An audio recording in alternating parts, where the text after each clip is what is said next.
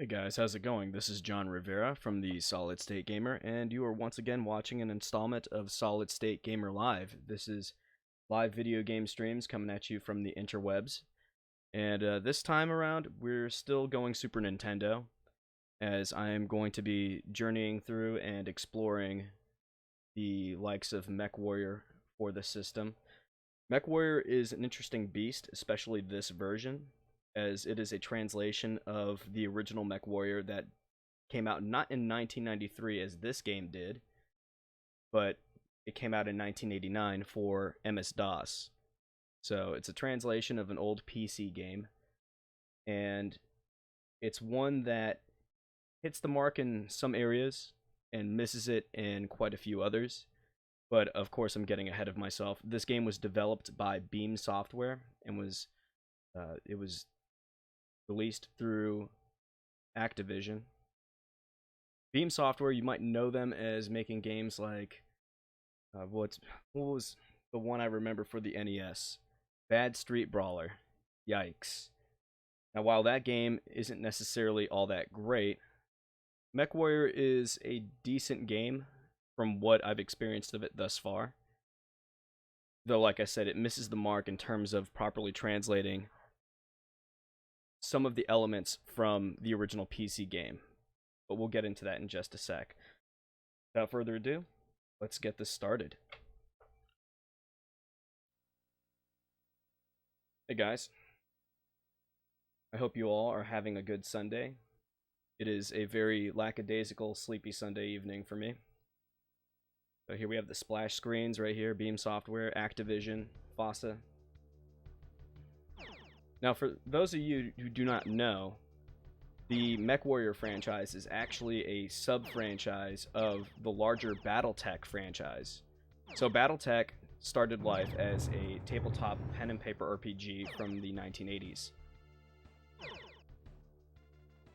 Now, in the realm of video games based in the BattleTech universe, there were previous entries before Mechwarrior and its slew of sequels, expansion packs, and spin-offs. So here we have the title screen right here. Luckily for this game, the practice mode, which works in this game's favor because the combat is not really easy to get into because it's a little bit clunky, and I would dare say a tad bit obtuse. Mainly because of the issues I talked about earlier about the game taking some liberties that work for this version and some that actually detract from the game's action. So it's really necessary to go into the practice mode before you even start the game, and it puts you in a random mission, just like a small skirmish. It could be garrison duty, or it could be protecting a base. It could be riot duty, which are some of the various mission types that this game has to offer. Obviously, this is a game that can't be completed in one sitting because it is a huge simulation game. So it allows you to have 3 save states at the max. Now, for those of you who are veterans of the Mechwarrior franchise, or know a thing or two about the BattleTech universe as a whole, you'll notice right here, just from the outset, looking at this title screen and seeing the mech that is on the main screen, this game takes a lot of liberties in terms of the mech design. In fact, just with my peripheral experience with the Mechwarrior franchise and the BattleTech universe franchise, I can already tell just by looking at the instruction manual that none of these mechs are direct translations or copies of any other mech designs from the BattleTech universe, though some of them do adopt elements from mechs that do exist in the BattleTech universe. Here we have a little demonstration. If you leave the main menu idle for a sec, it will eventually go into a demo mode. And this is basically Mechwarrior's combat. It is first person in the cockpit, just like the first game that came out in 1989, except we're no longer dealing with flat shaded polygonal entities. Now we're dealing with sprites in several different states to indicate the direction in which they're facing, on top of a battlefield that is rendered in mode 7 scaling. So you have the tile set that's manipulated at a beveled angle to give the illusion of 3D depth. And in order to aid in that illusion of depth, they had to make the sprites oriented in several different angles, according to which direction they're facing. Alright, let's get out of this.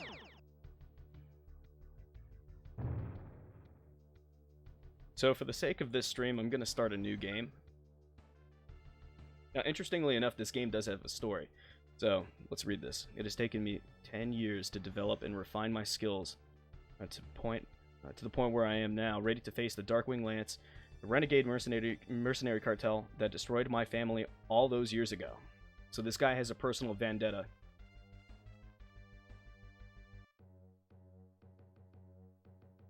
Now, my memory of the original Mechwarrior is a bit hazy.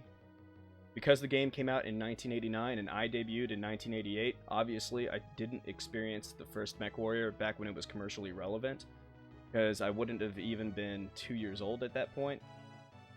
But I did get to experience it posthumously back in the 90s when my stepfather essentially introduced me to PC gaming.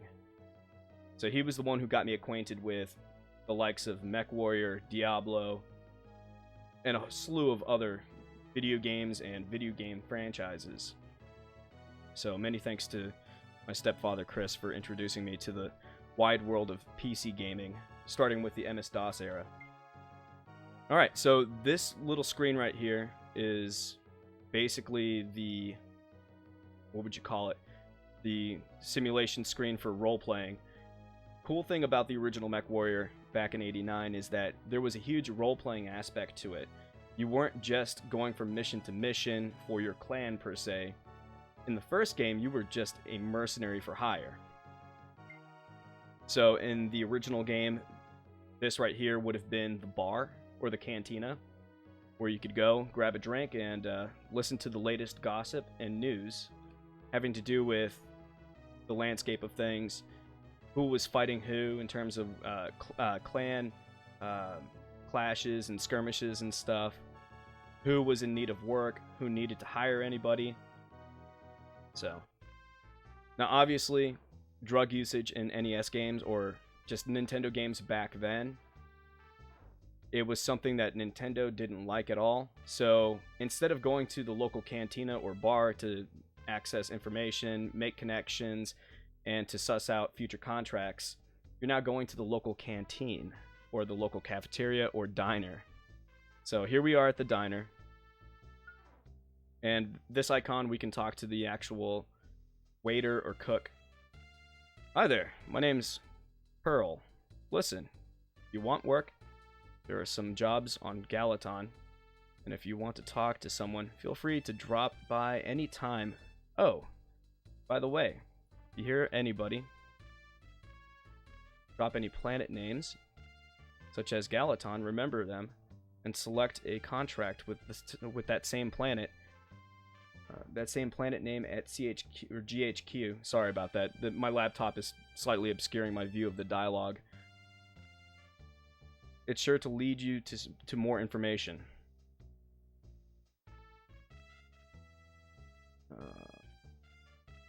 But don't rush straight off to fight on Gallaton. First, you should go to the mech complex and upgrade your armor or weapons systems. Homing missiles are the best. The game says this, but my experience tells me otherwise. Okay, so this is the Newsnet icon. Pretty self-explanatory. January 4th, 3027. Renegade mercenaries known as the Darkwing Lance, the same clan that destroyed your family 10 years ago, or harasses, have been declared outlaws. Very convenient. Anyone with information should report it immediately. Prince Hans Davian presented Lieutenant Andrew Redburn with the Silver Sunburst for his actions in the Kittery ambush. Alright. So we're just going to exit this because there's really no more information to access or ascertain this time around. So every few missions or after every mission that is critical to the main storyline, you'll be privy to future information. Basically, time will have elapsed to the point where you can actually go to the bar or the diner and access new information and potentially talk to other mercenaries who happen to be there at the time. Let's go to the CHQ, or the CHQ or GHQ. I can't tell because the font's a little funky. Let's see. So here is the HQ where you can look at different contracts and research information on various missions. So it doesn't really give you a detailed summary like the original Mechwarrior from '89, but it gives you a rough breakdown of what to expect on each mission. So enemy units, light, medium, heavy assault. These are important details for sure, because it's going to dictate which mech or what weapons loadout you're going to use in order to stand a chance in the mission or beat it with some semblance of efficiency. So this mission only has 2 light mechs. That's not a terribly big deal. Here's an interesting feature. On each mission... Oh wait, here, let me go down. Or go back. So, with the arrows, you can actually navigate to the left or right, basically looking at different files for contracts. So as you can see, you have different contracts or different mission objectives, like Riot Duty, which is basically destroy all the mechs. You don't have to worry about protecting any special or critical facilities or structures. Garrison Duty, that's basically you protecting a base. And that's all we have right now. There are no escort or convoy missions. I remember those being the most difficult in the Mechwarrior franchise. Let's see. I actually hated them. Alright, so you can either increase or decrease. You can actually negotiate your fee for each contract, which is pretty cool. And it contributes greatly to the whole role-playing aspect of the game.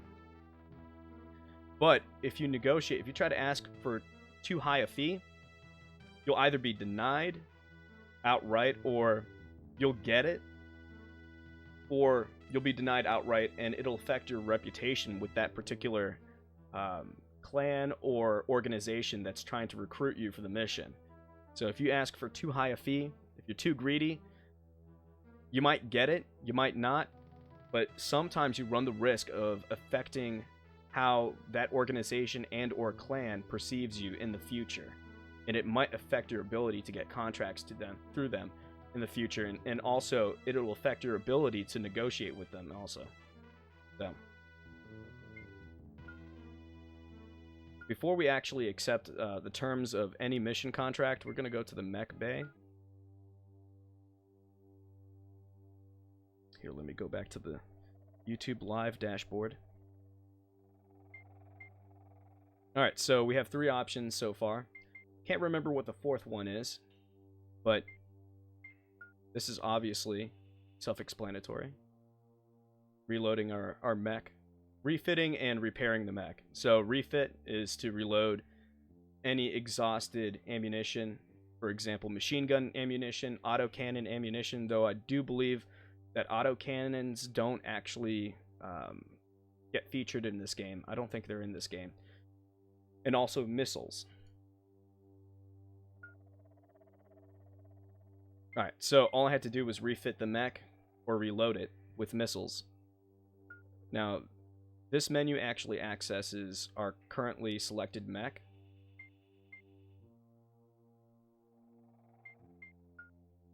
So these are heat sinks. This is the engine. This affects your overall speed, your max speed. Unfortunately, well, I'll go into it later, but the mech speed is something that's not variable. You can't gradually increase the speed or not, or decrease it. You're at a fixed speed when you hold up or down on the D-pad, essentially. Let's see.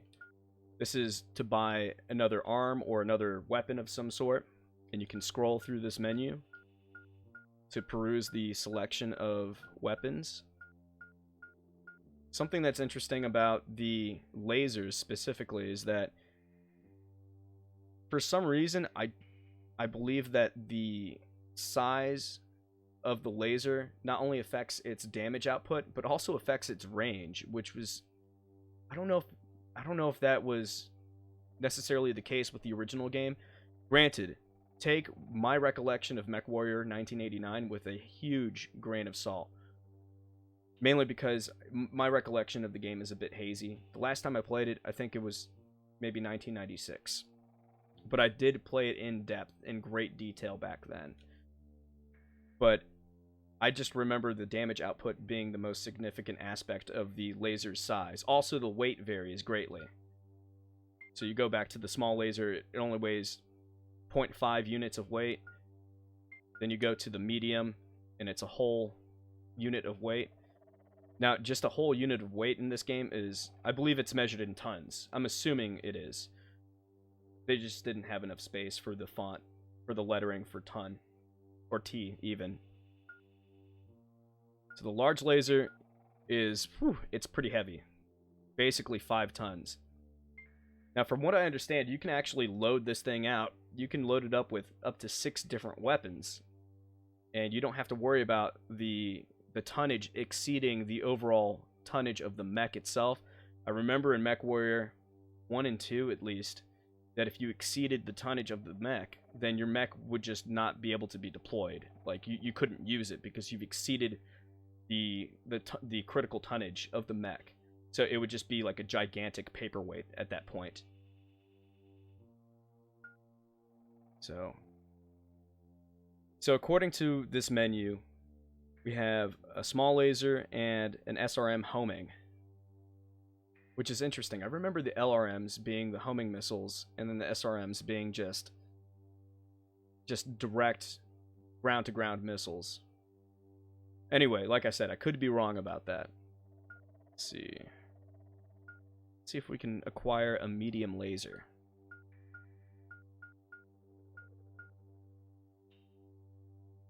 Nope, just shy. Well, let's just stick with this for now. Or let's see if we can buy an SRM homing. SR missile. Nope, it's too much. Okay. Well, I guess we're not going to mess with that for now. Let's go through the rest of the options. You can also add more armor onto your mech, which is pretty cool.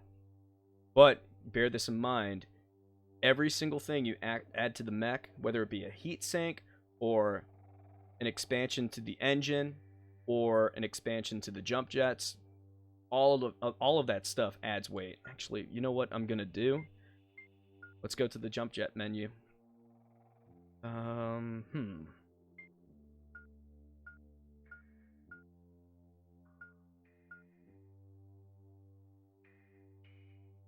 Right on. So you see that my weight is at -2 tons. So not only does that mean I could potentially add some more weight to the mech in the ways of armor, engine, weapons, and whatnot, heat sinks. That also means that if I go into battle with this current loadout, I'll essentially be a lot faster than I would be at normal tonnage. Let's do a medium laser and see how that blows our skirts up. Let's see.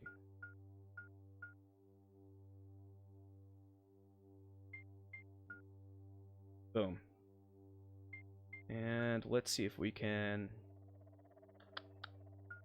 want to see how much a medium laser is. I totally spaced that. Okay, so here's what I'm going to do. I'm going to sell. You know, something that you might have noticed with these menus and how they're constructed is that the menus are a little bit clunky. The navigation of the menus, it's not all that intuitive.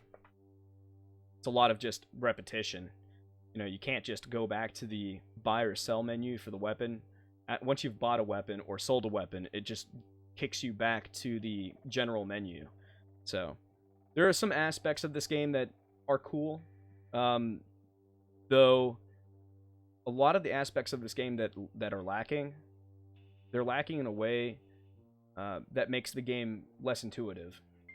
Not to say that the original Mechwarrior from 1989 was the most intuitive game ever. I mean, it's definitely clunky. It hasn't aged terribly well, but you know, you're going from something that was not necessarily elegant to something that is even less elegant and less intuitive. So that's basically the common theme with this game. Though I don't mean to sell it too short. I think it's a great attempt at translating a full-on BattleTech mech simulation game that's in the cockpit from the PC. Something that, I mean, even for the time, Mechwarrior 1 was... Let's see. Let's sell our small laser. There we go. We're going to buy another medium laser, because that will add more range to our portfolio of weapons.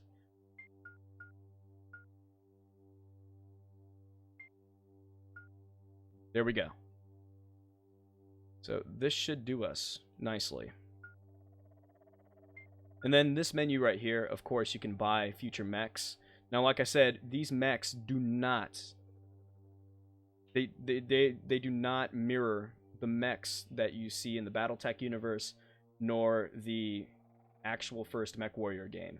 Now, granted, Mechwarrior does change the names of certain mechs in the BattleTech universe. So, for example, the Mad Cat in BattleTech is actually known as the Timberwolf in Mechwarrior 2. And I'm not sure if the Mad Cat or the Timberwolf makes its way into Mechwarrior 1. I can't remember. My favorite was always the Catapult. Let's see. I'm gonna go into the... I've got a PDF of this game's manual. Unfortunately, I just bought this as a loose cartridge, so I don't have a manual, but I also apologize if this stream is not as exciting as the first few that I've done. I'm kind of doing some video game archaeology right now. I'm kind of considering doing a video review of this title because it fascinates me so much. Okay, so... Aha, I found it. So this mech is known as the Nexus C. So there are several different variants of the Nexus, ranging from A to B to C, and that's it for the Nexus. So the Nexus has its own family of mech variants, which have to do with different types of legs, different types of arms, maybe no arms. So let's go to the... So the Nexus A is basically this with no arms, and I'm pretty sure that's what I have. Let's go back to this menu just to make sure. Yep. I'm pretty sure that this is a... Yep, this is a Nexus A that I'm piloting. Oh, correction. It is the base Nexus. So, when it comes down to it, this game has 1, 2, 3, 4 different variants of the same mech. Then it has a medium tonnage mech known as the Raijin, named after the Japanese god of thunder. Then there's the Fujin, which is a Raijin A variant. Then there is the Grand Crusader, which is a large, like a very high tonnage mech, a very large tonnage mech. So I'm assuming that the Grand Crusader is kind of like a Timberwolf or a Marauder or a Hollander 2. If you guys don't know the names of these mechs or remember these mechs, it's fine. I'm just kind of nerding out right now. So... And then, I guess the tippy top of the mech food chain, as far as tonnage is concerned, is the Ragnarok. So the Ragnarok of this game is pretty much the Atlas of this particular Mechwarrior title. So Atlas was a 100-ton mech featured in Mechwarrior 2, I believe. I'm not sure if it was featured in the base game. Possibly it was featured in Mercenaries. Like I said, you know, even though I love this franchise to death, it's been years since I've experienced the, or played the finest that the series has to offer. It's been a long, long time. So, but needless to say, the mech layout, or the mech bestiary of this title it's not only truncated, but it's using mechs that are actually not seen in the general BattleTech universe. They're completely manufactured or fabricated for this game alone. You're never going to see these mechs outside of this game. That's pretty much what I'm getting at. Though these mechs are kind of based on or influenced or inspired by previously existing mechs. So, for example, let me see if I can take a look at these mechs. This could pass as a Marauder, or because it's got the arms, it's got a wide chassis and torso. I could see this being a Marauder or a Timberwolf / Mad Cat. This is more like a catapult. And when you think about it, a catapult, there was Mad Cat. I think the Timberwolf or the Mad Cat is called a Mad Cat because it has either the torso of a Marauder and the legs, the lower leg chassis of a catapult, and they basically put them together, calling it a Mad Cat. So it's kind of like a cannibalized design for a mech. And it was kind of a later design in the BattleTech universe when they were kind of just patching these mechs together just to get something, running. And it was definitely characteristic of some of the lesser clans that maybe didn't have a lot to work with from the outset. So let's see. And these are all just different variants of like the same mech. So far we're not seeing all that much of a selection.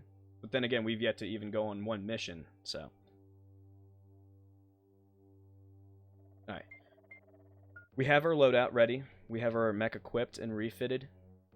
So now we're going to the CHQ. I'm convinced it's not a G. It's, even though it kind of has a sharp twist in it, like a G, I'm assuming it's command headquarters, but let's see. Garrison duty. Planet Jameson. Value 90,000 credits. Let's do this. It's only 2 light mechs. Shouldn't be anything too hairy. Alright, so now I'm going to negotiate my fee. I'm going to go up by a factor of 2. Okay. House of Davian offers 95,000 credits, C-bills.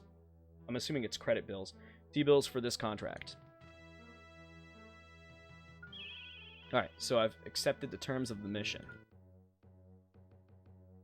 So now we're going to see the skull and crossbones, this Jolly Rogers icon show up, and this is to depart on the mission.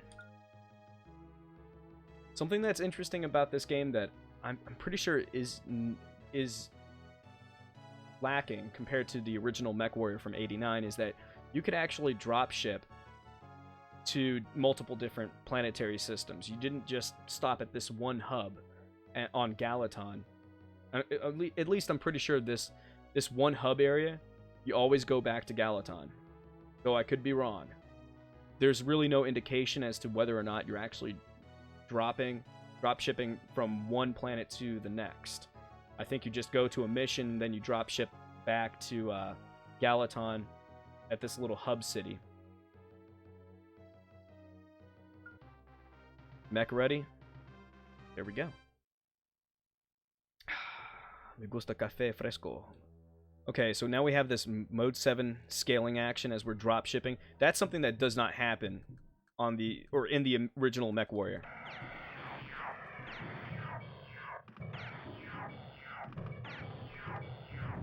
So here's the combat. So, okay, let me try to explain this. Obviously, the view screen right here is pretty self-explanatory.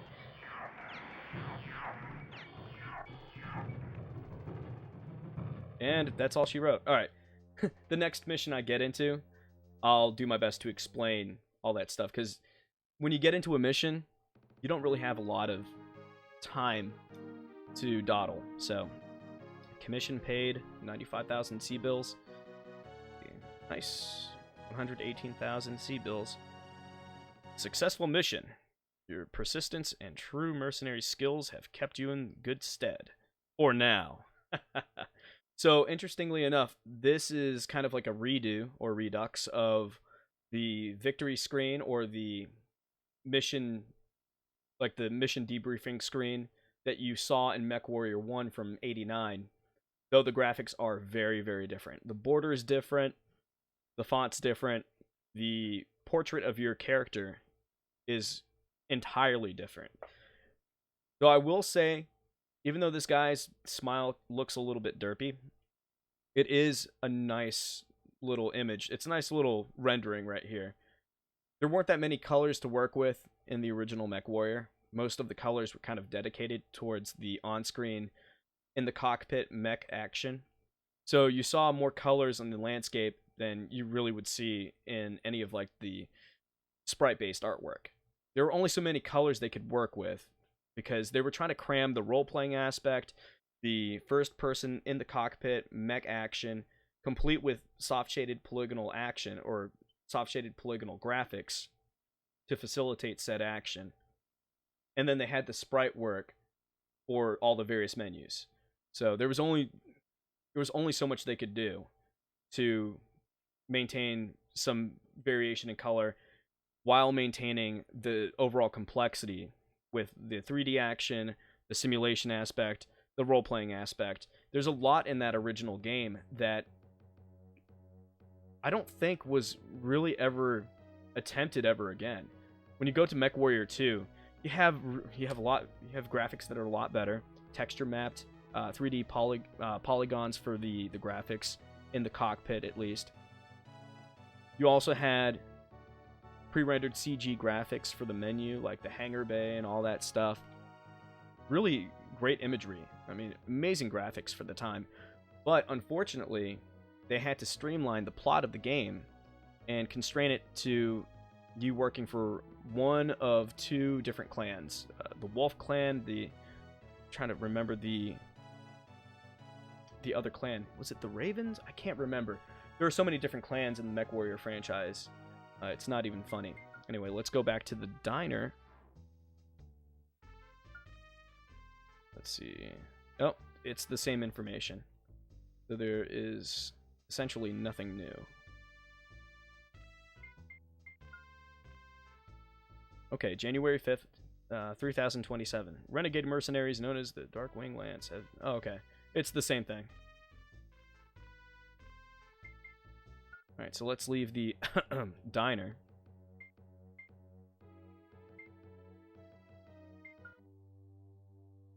Alright, so it's really important that after each mission, you succeed, I can't talk, that you successfully complete, or any mission you fail at, after each mission, regardless of the outcome, you should always go back to the mech lab or the mech bay and go in to repair and refit your mech.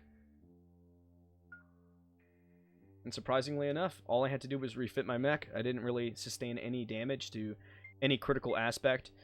Speaking of critical aspects or critical limbs or components, so if this mech were... Let me actually leave this menu. What's up, Gaming Instincts? How's it going? How are you on this sleepy, lackadaisical Sunday? I'm doing alright. I hope you're doing alright as well. Let's see. He says, I'll stay here to give you a view. Keep it up, bro. Hey, man, I appreciate it. Hey, I hope you have a happy holiday. I know I won't see you because I'll be celebrating Christmas in a couple of days. But I hope you have a happy holiday as well. Let's see. Okay. Sorry, I lost my train of thought and I was greeting my buddy. Alright, so now we're looking at a mech with arms. So each arm, each leg, and the torso, they represent critical components of the mech. Now each one of these components can take their own damage. And each limb, torso piece, each critical like core piece or each primal has its own life meter. Now, this is also true in Mechwarrior 1989 and all of its subsequent, all of its sequels. Sorry, I'm losing my mind. So, in Mechwarrior 1 and all of its sequels, it's the same thing. Each limb and the torso, and even the head, in some cases, have their own life meters, or their own damage meters. So if you lose a leg, guess what? Unless you have jump jets, you're not going anywhere. Now, that's especially detrimental in this game because in the 1989 Mechwarrior, you could actually twist your torso. So not only did that add to your maneuverability in terms of being able to see what's to your left or right, respectively, also it kind of adds to the strategy of the game. So if you can walk or run at full speed in your mech while having your torso twisted to your right, you could still do something akin to circle strafing that you would do in an FPS game and dodge enemy fire. So it's a very useful aspect of controlling and piloting your mech. Unfortunately, this feature is completely absent from the Super Nintendo version that released in 1993. So that means that you are essentially controlling your mech like a tank, no matter what. Though you can control the crosshair on the screen, which, though antiquated, is not a far cry from the 89 Mechwarrior, because it was the same thing. I'm pretty sure you pressed M and N on the keyboard in order to both raise and lower your crosshair, and then left and right on the keyboard would just rotate, your mech. So that handled the lateral or the horizontal movement of your cursor. But aiming up and down, it was super janky in that first Mechwarrior, and it's definitely no exception in this Super Nintendo version. Alright, let's do another mission.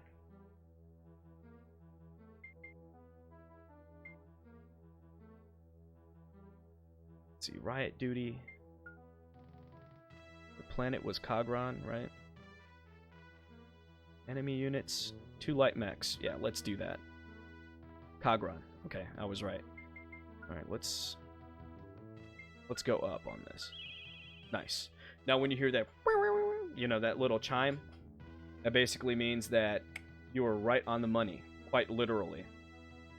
Now if you hear a bump bump, that means that you've been denied your increase in the fee, or you've been denied your negotiating, and also on top of that, you might have pissed somebody off in that organization who was hiring you for that contract in the first place. Alright, before we do this, we are going to save our game. Now, I don't want to save over my... Okay, we'll use this first one. Those last 2 saves, those are from another playthrough that I'm doing, and I'm pretty far, so I don't necessarily want to erase those 2. Now, as you can see, once I've accepted the mission, I can no longer access any of those other menu options. So, you've pretty much made your bed once you've accepted a contract.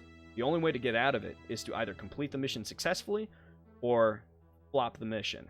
That's it. So once you've accepted, you've committed, and you have no choice but to follow through. Or fail spectacularly.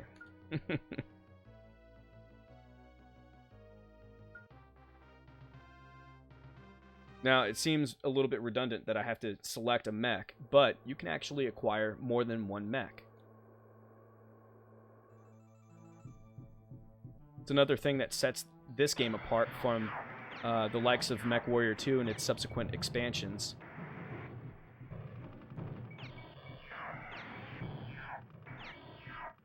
Alright, so I'm going to run away from this guy, so that way I can do my best at explaining, because I'm pretty sure this is just Riot Duty. So, as I'm running away from this mech, let's see. So, obviously, at the top you see my view screen. You see what I see.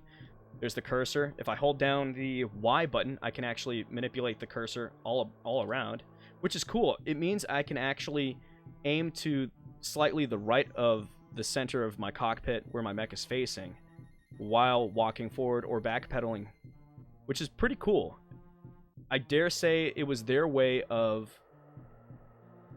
I guess, compensating for the fact that you can't twist your torso in this game.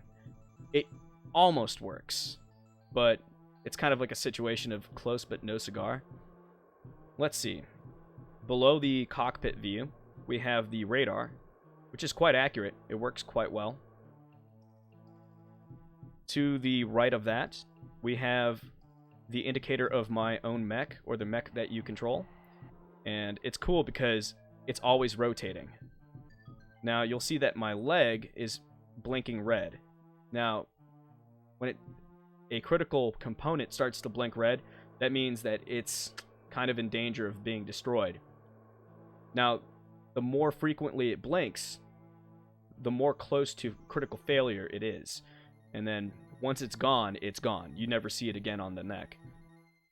Which is kind of interesting. You see like a multitude of layers for each mech. And it's a clever smoke and mirrors act. Now, this is applicable towards the torso as well. So if the torso is completely destroyed, then you're screwed. But like I said, if you lose an arm, it's not game over just yet. You still have a fighting chance.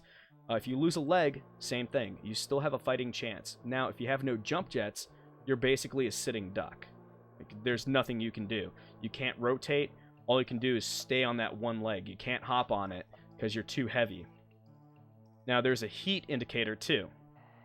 Now, if the heat goes too high, you'll actually put yourself in a situation where your mech has to forcibly shut down, and you have no choice but to wait for the reactor to cool down for you to boot it up again or start it up again. Now, I've never really run into that situation in this game thus far, but I'm assuming that when you're playing heavier mechs that have bigger loadouts and use more energy-based weapons, the risk of overheating is much higher. As we're with my mech, I've only got 2 medium lasers. It starts to become an issue when you get into the realm of large lasers and particle projection cannons, or PPCs as they're abbreviated in this franchise. But missiles, whether they be SRMs or LRMs, they don't really contribute that greatly to the heat because the heat output is kind of centralized to that main weapon. Now, jump jets, if you engage your jump jets, I don't have any jump jets, so the A button does nothing. So, let's see. Now, if I press X, that accesses an overhead map, which is very useful because I can no longer see the enemy on my radar. Alright, so to the right of the mech life gauge or damage indicator, you have the heat gauge, obviously, so I'm just gonna do this number right here. You see the heat level going up. If it exceeds, I can't remember what the limit is, but it'll say several thousand degrees Kelvin, and then it'll say shutdown imminent, and then you'll be shut down and you have no choice but to just sit there as a sitting duck. And then to the right of the heat indicator is the weapons indicator. I can actually deliberately cycle through the weapons by pressing the L and R buttons to scroll up and down respectively. And if I hold down the button, it'll actually fire one wave of attacks from each weapon and cycle through. But if you just tap the button, the weapon indicator or the weapon selector will stay on that same weapon. It won't cycle to the next weapon. So if you hold down the button, it's like the equivalent of an alpha strike, where all of the weapons are fired off in rapid succession. To the right of the weapons menu, or the weapons... Oh, there he is.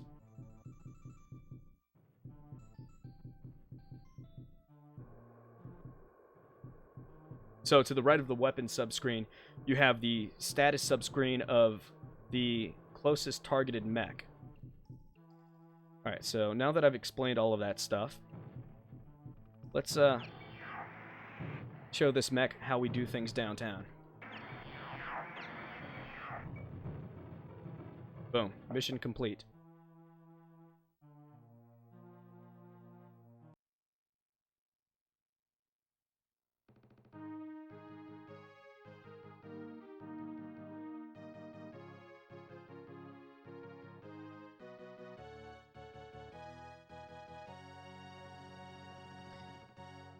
Nice. A well-executed battle. Your fellow mercenaries will be proud to hear all the glorious details of your latest victory. Hell yeah. Alright, let's check out the diner. Alright. He's just gonna say the same thing. Let's see if there's anything new on the Newsnet.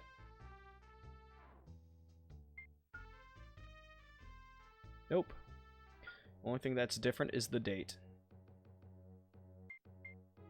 So I'm hoping that I've given you guys a very, at least, detailed look, to a certain extent thus far, of what this game has to offer. Like I said, I'm exploring this game for the first time myself. I have played it a little bit, you know, earlier in the week, but this is really my first experience with the game. The only experience I've had with Mechwarrior has been in the PC domain back in the day, so it's really interesting to discover this game posthumously, post-commercial relevancy, because I do believe that even though I don't think it's a successful translation of Mechwarrior, it at least was a bold attempt. And I do give a lot of credit to Beam Software, because like I said, Beam Software wasn't really known for, I guess, having a lot of muscle or a lot of clout in the game development scene. Like I said, the one game that I remember them developing back in the day was for the NES, and that was Bad Street Brawler, and that was a Power Glove beat 'em up, the system, and it was just not good at all. At least I remember it being a big steamy pile of crap.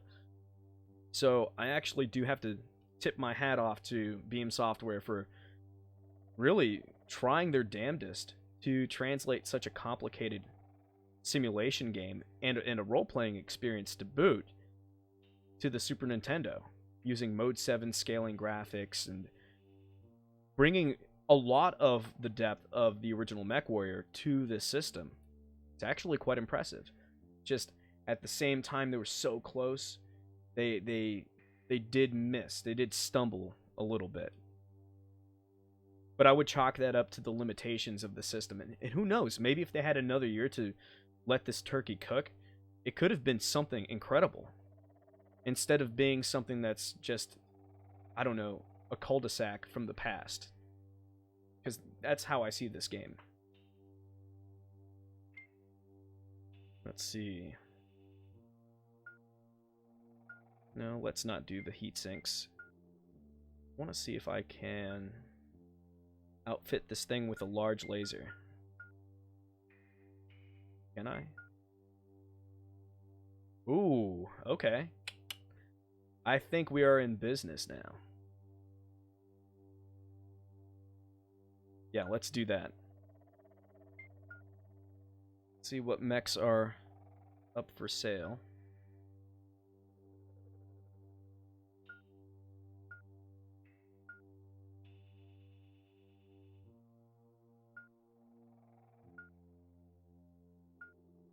So now we're starting to see larger, heavier mechs. Now that's the Fujin or Raijin. Let's see. That is a Grand Crusader. Now that's way out of my league price range wise.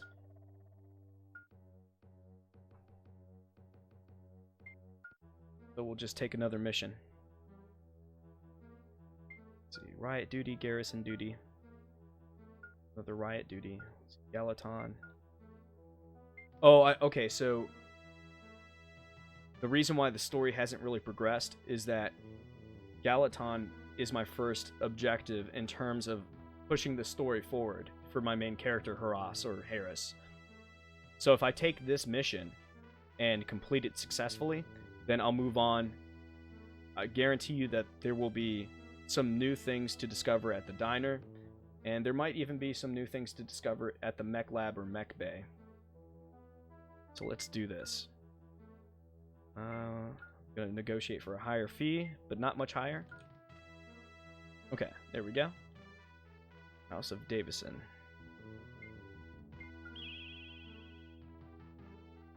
Now, when you see that counter offer, that's usually your indication that you're kind of pushing it a little bit.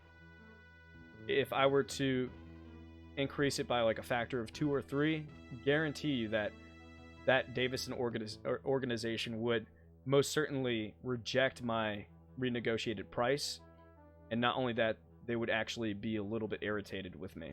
So let us save this game. It's now January 6th, 3027. Let's see.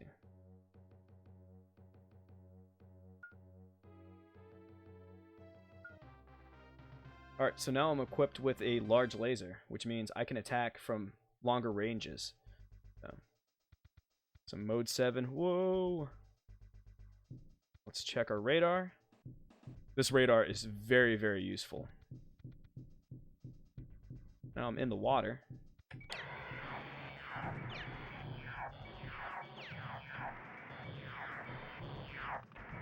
There's kind of a finesse. There's kind of like a little method towards slightly adjusting your crosshair for more accurate shots. Now, obviously, this guy's using his jump jets, and I cannot do the same thing because I, as you saw earlier, sold all of my jump jets. So, don't have that feature. But what I lack in aeronautic capabilities or flying capabilities, I've gained in armaments. So, now I don't think that I took out that guy's torso, but I did take out his other leg. So that's another thing in Mechwarrior. If you take out both legs of a certain mech, no matter what kind it is, it will completely destroy the mech. A mercenary of your caliber is sure to go far in this world. Well, I would like to hope so.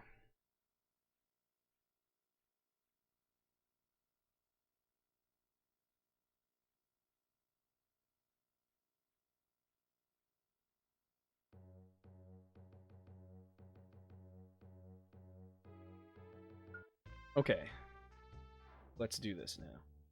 Aha, see? Now that I've done that mission on Gallaton, I have access to new options in the diner. How did you do out there? Still fancy yourself as a Mechwarrior, huh? Well, if you're up for something a little different, try Zacapa. Before you go, that battle, sorry, the laptop's obscuring my view, make sure you get your mech reloaded and repaired. If you have enough money left, upgrade your weapons or armor. Thanks for the advice, Curl. Right? That's his name, Curl? What? That's such an odd name, Curl. Celeste. Larman Celeste is the name. Ross, is it? Nice to meet you. I've been in this business for quite some time now, and I've learned that if you're smart, you'll reap the rewards. But if you're not, you're certainly in for a mighty tough time. Good advice from a grizzled veteran. Guy looks like he's been through a lot. Let's see, let's go to the mech bay. Oh no, let's exit the CHQ. Go to the mech bay. Upgrade, repair my mech. How much damage did I incur? Minor torso damage. Let's see, and then I only used up... Well, actually, I used up more than half of my SRMs. So let's reload those. Let's go back to the mech auction house. Or the mech dealership. Let's see, let's see. I think I have that mech already. Yeah, still not enough. Now, an easy way to get a new mech, if you're short on cash, is to sell your current mech, and all of its weapons and upgrades, and then you can easily afford the other mech. But you can also save up enough money to buy the mech, buy it, and then you have another mech to select from.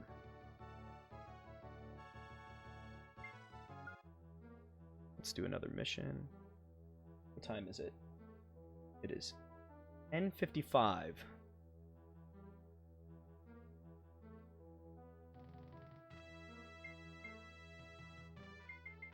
Let's see, Quilon.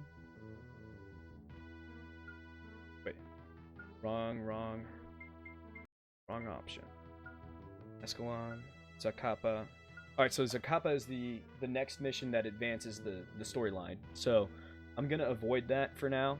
I'm just going to try to earn some cash on the side. So it's only when you think that you're ready to move the story forward that you can do so. So you're not going to irrevocably go and change the story and put yourself in a situation where you're not prepared, you don't have enough C-bills to handle new upgrades and repair and refit your mech. You can always go at your own pace. It's not really that big of a deal. Let's save our game. Right on. I will have to say that I'm having a much easier time playing this game this time around compared to my first time around, because I tried to play this game like one would while playing Mechwarrior 1989 or Mechwarrior 2 or any of the subsequent Mechwarrior games, and I got my ass handed to me. And that's mainly because this game is just a completely different beast from Mechwarrior 1 and all of its subsequent releases. Alright, before I get into this, I'm actually going to take a brief intermission.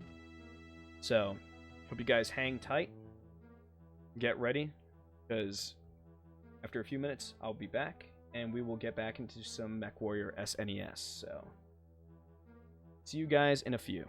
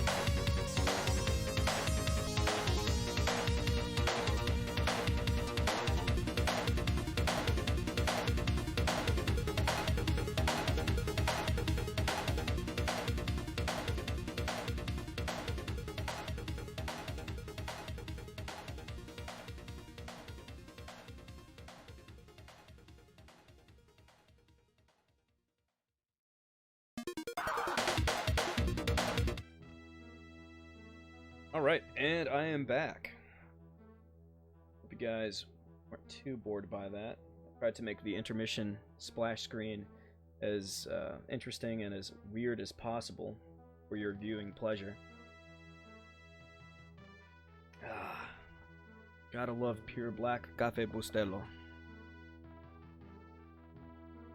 Alright, so, Escalon, let's do this. Let's check the information on this. 4 lightweight mechs. Planetary data, desert, temp 80. Now, the temperature and the gravity, they're both very important. If you're fighting on a planet that is cool in temperature or Arctic in climate, then you're not going to have to worry at all about overheating unless you have your mech decked out, equipped to the nines with particle projection cannons or PPCs. Then you might have something to worry about. But if you just have a normal layout or loadout with medium to large lasers or even small lasers with some LRM racks, you're not going to have to worry about overheating all that much. Now, something like a desert, it's more of an issue, I would say, in terms of temp. Pretty sure this temperature is in centigrade. It's definitely not Kelvin. Though the heat of your mech, the actual temperature of like the reactor engine in your mech, is measured in degrees Kelvin, as where I think the planetary temperature is measured in centigrade. So, for lightweight mechs, that's doable. The gravity, not worried about that at all, because the gravity only affects your ability to use your jump jets at its core. And since I don't use jump jets, I'm not really all that worried about it. Though I do believe it also affects your total speed. The greater the gravity, then the more challenging it is for you to maneuver around the planetary surface, I assume. There are still a lot of things that I'm not really well versed in when it comes to this particular release of Mechwarrior, so you never know. The info and the data and the math under the hood of this game could be very different from the 1981 release. I know that's for a fact when it comes down to the different types of lasers or energy weapons in this game. Most of the differences come down to range. The damage, I don't even know if the damage is really that greatly different across all four of the different energy weapons. But then again, that's something I have to do more research into. Like I said, this is kind of a very by the seat of my pants. It was just a kind of an experiential journey into this game. So, kind of doing some video game archaeology right now. Alright, so let's do this contract. Let's go. Let's bump it up. There we go. The price is right.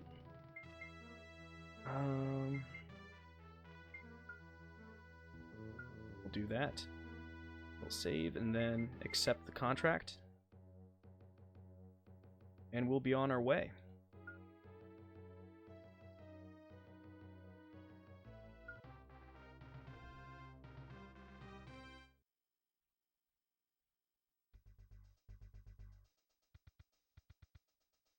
Boom. Destroy enemy mechs. Heard. Let's do it. Boom. Dead already. Though my temperature gauge was getting quite high.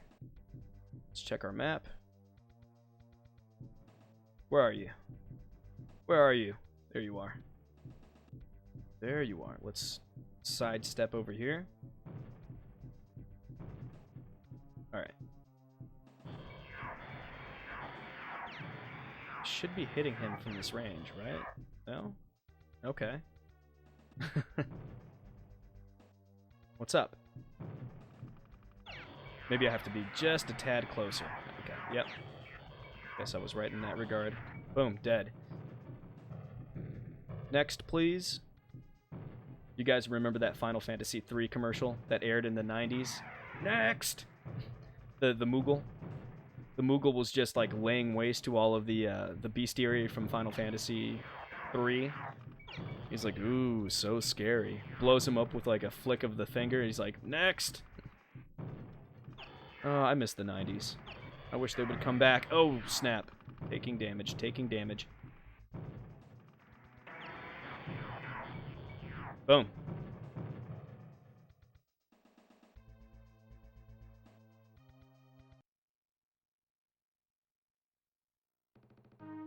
Let's see. Oh, I'm rolling in the C-bills now. Enemy mechs destroyed. 4. There was no doubt about this one. The battle was won before it began. Damn straight.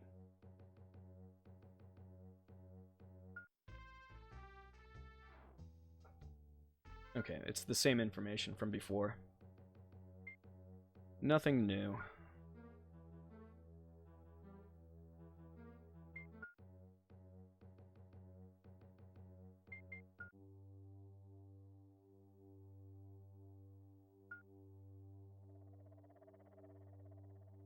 see. Repair cost 26,000. Reload cost 9,000. That's not too bad. Let's see.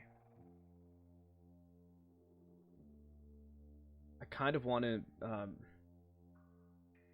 sell one of my medium lasers and switch it out with a large laser. In fact, let's do that. Let's do it. Sell the medium laser. Buy. We'll do that.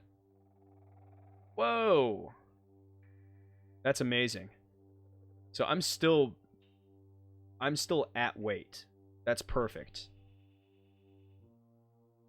And when it comes down to it, if you have a lightweight mech, you want something with range, and you want something that's not going to exhaust permanently. Now with SRMs, I love them because they're homing missiles, though you can buy SRMs that are non-homing, that they go exactly where the crosshair says it's going to.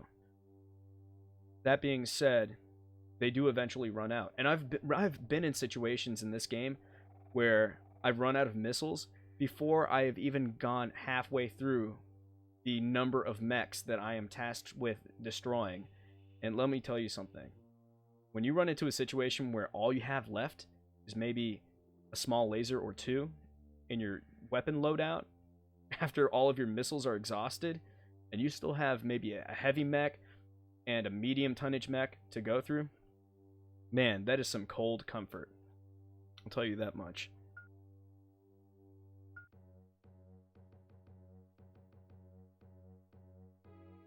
Alright, let's go to the CHQ.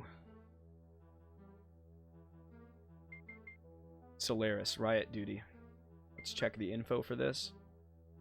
Ooh, so this is interesting. This is going to be an interesting challenge for me because this is a lava-type planet, which means the temperature is high. It's like 115 degrees centigrade. That's pretty high. Gravity 3.1. Not really going to be a big deal. Even though I am not below weight, I am at weight, so I don't have to necessarily worry about being over-encumbered and that affecting my overall speed. Though, we are dealing with 3 lightweight mechs and 2 medium-sized mechs. So, 2 medium weight, 3 lightweight, lava type. Let's do it.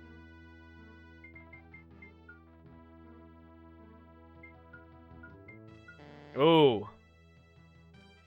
The House of Davion will pay no more for this contract. Oh. I have to be careful about this because if I keep on negotiating too high, I went high by a factor of 2. I could have pissed them off, and that's the last thing I want to do because House of Davion, it's a pretty ubiquitous clan or organization for doling out contracts. So, alright, let's save our game. Boom. Okay. Solaris mission is a go. See how we do. Lava mission. So, there's the lava. And you definitely don't want to run into that or walk in that. Let's see, where are the mechs? I'm gonna backpedal for a little bit.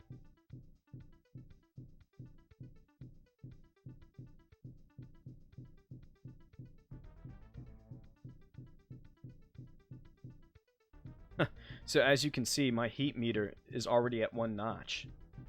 So it's going to take a while for my weapons to cool down. And also for my reactor to cool down. Oh, snap. Okay, you're already here. Alright, I'm already doing damage to him from this range. It's not bad at all.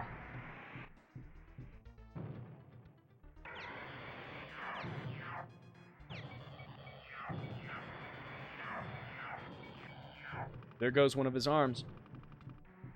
Heat warning. Oh, okay, so I'm going to have to play some conservative ball because I'm not cooling down all that fast. Compared to last mission, you saw the heat meter. The heat meter was going down quite Quite quickly. Not here. Not in this scenario. Ooh, man.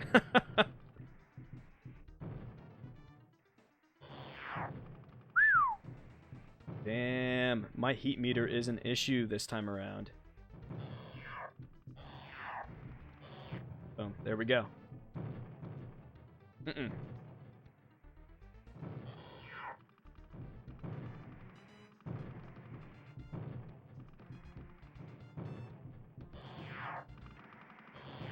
Ooh. Oh, just took a couple of hits. Oh, 3 hits. Whoa. Okay. Wow, it didn't take much at all for me to get wrecked. But then again, I'm piloting a lightweight mech.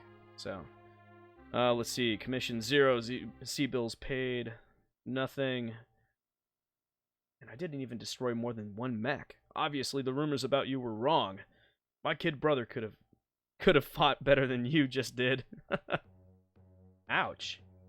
Adding insult to proverbial injury. That's great.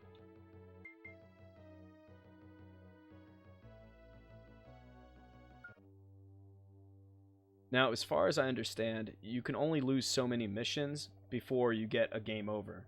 Before no organization or clan will give you a contract because you're just so unreliable. Too unreliable for anyone to give you an opportunity. Severe damage. Heard? So at this point, I'm not going to save the game because I don't want to have a bad mark permanently on my character's record.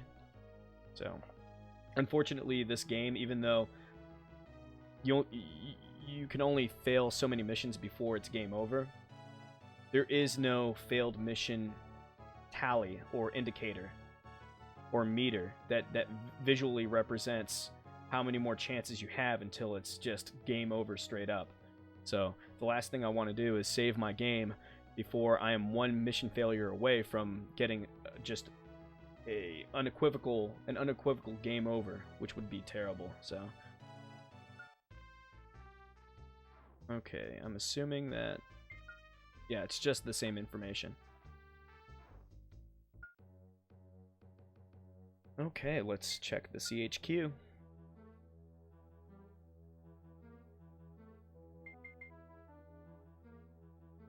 Check the info.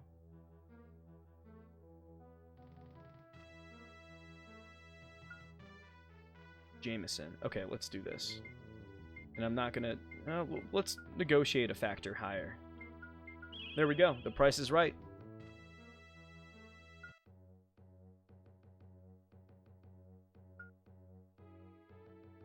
I should have checked the information on that, but I think I'll be alright. I don't have to worry about the heat as much on this planet as I did have to like worry about it on the previous planet.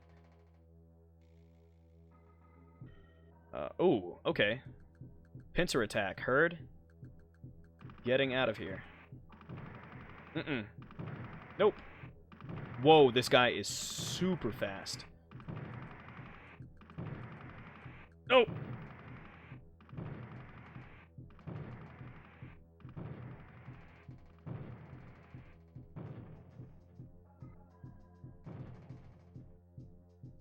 Where are you?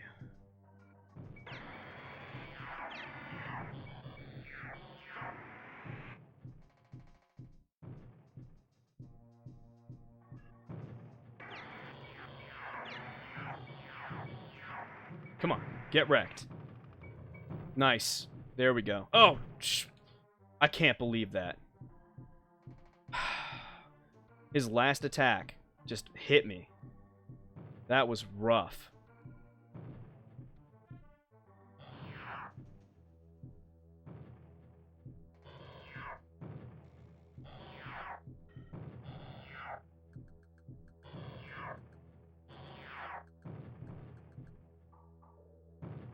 Yeah, I've got to be super careful now.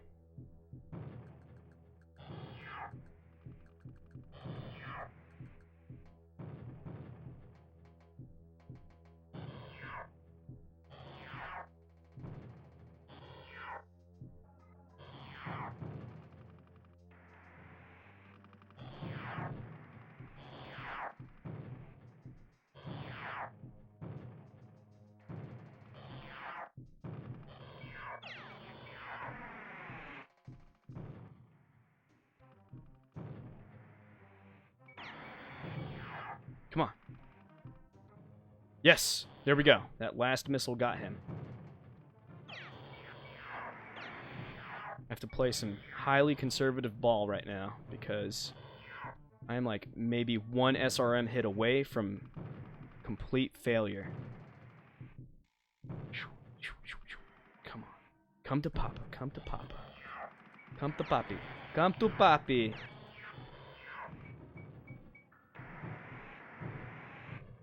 Okay. I've got 2 more mechs, right?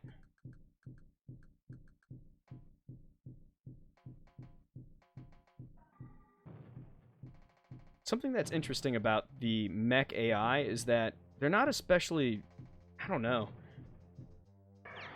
The enemy mechs with their AI, it's not especially smart. They'll keep firing weapons until the cows come home, even though they might not be in range. It's really, really strange.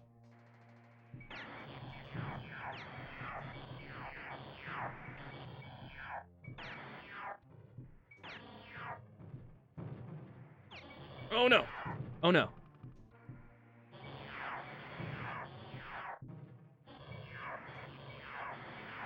Okay. Whew. Overheating, overheating.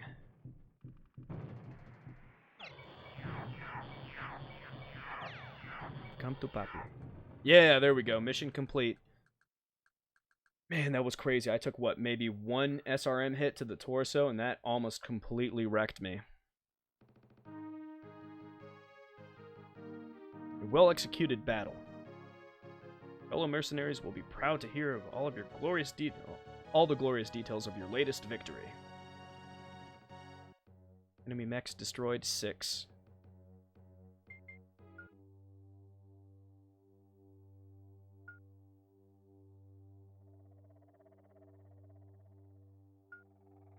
So repair and refit. I want to see if I can increase the armor of my mech. Huh. I can. By how much?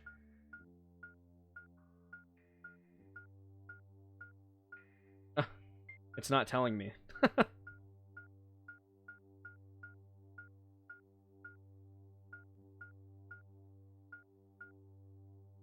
Let's do this. Alright, that worked. Let's try to increase it some more. Okay.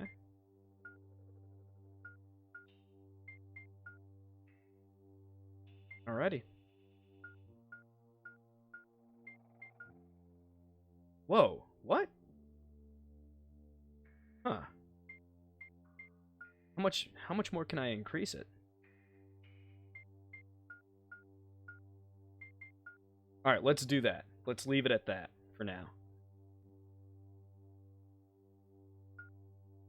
Okay, let's exit the mech bay or the mech lab. CHQ.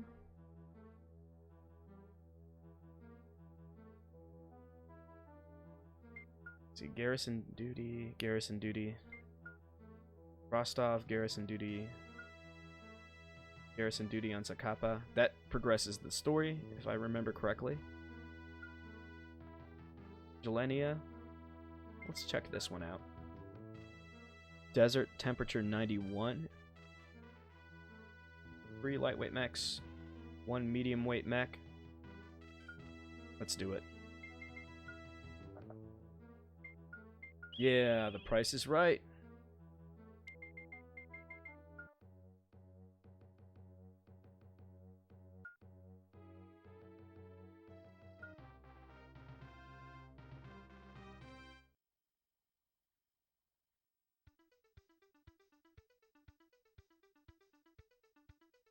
Destroy enemy mechs.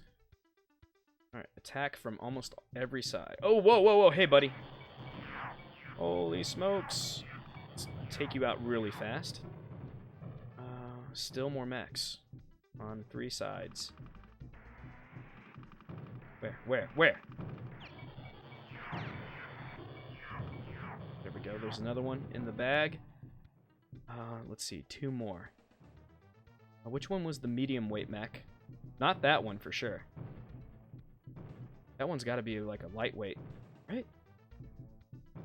It's so hard to tell because these mechs don't look like the other mechs from the established Battletech universe. So it's like I'm having to do some guesswork. What's up? What's up? Okay, there's another one. Nope, that's the other lightweight. I guess I took out the medium weight mech a while back. Oops, whoops, didn't mean to do that.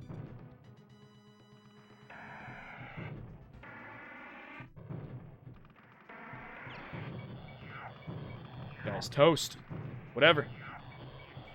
There we go. There we go.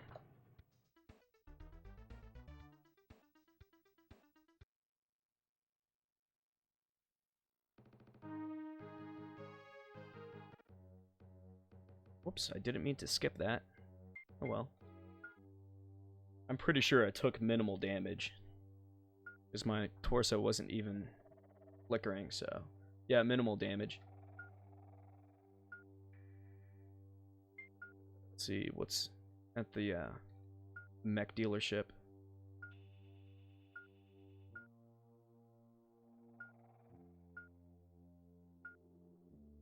Still a ways away.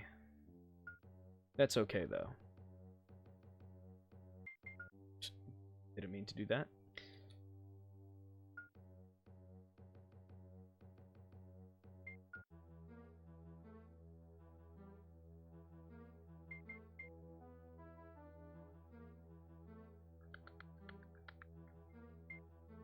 Quilon, garrison duty, value, 164,000.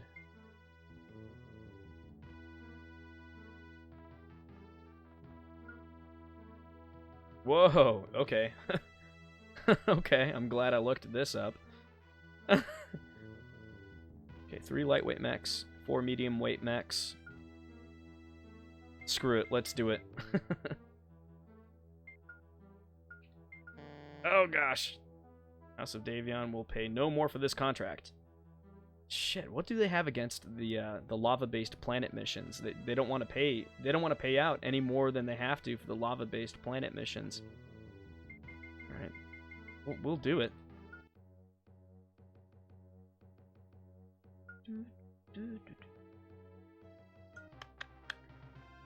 All right, we'll see about it. Get another sip of coffee.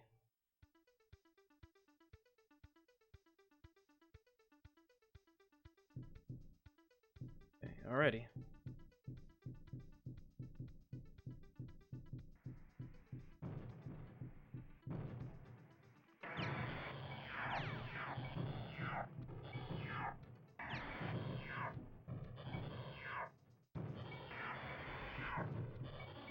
Come on.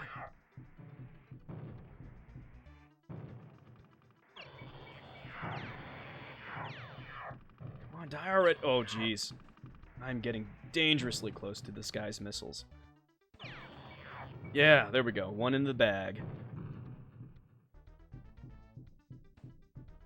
Isn't this a medium-sized mech?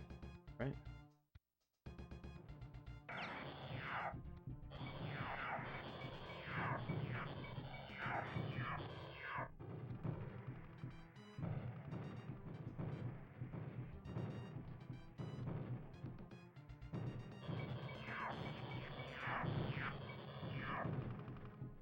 I need to be very, very careful about this. There we go. There's another one. Alright, another medium weight mech.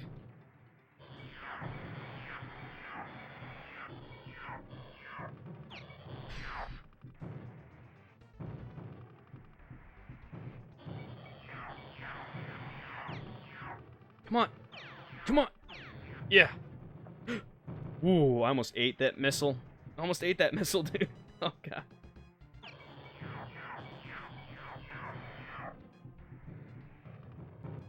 Oh, man.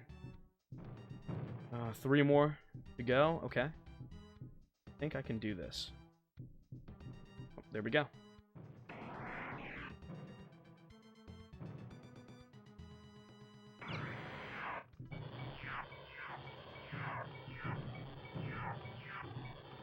There we go. Oh, shoot. No, no, no. Woo. Alright. Focus, Juan. Focus.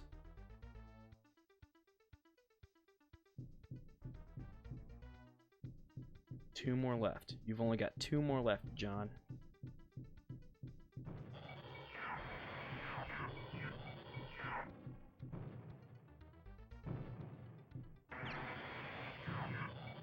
You can do it.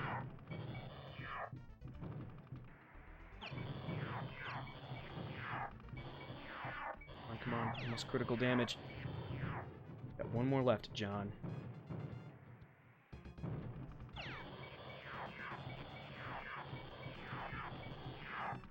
Don't overheat. Oh, God!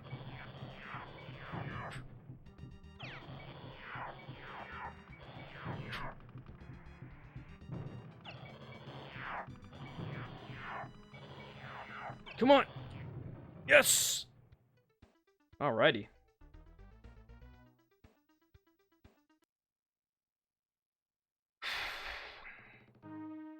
Alright. Mission paid. 164,000. Successful mission. Resistance and true mercenary skills have kept you in good stead. For now.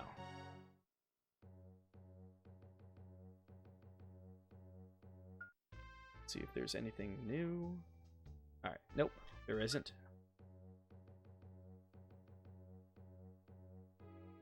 Alright, we're almost at an hour and a half into the stream.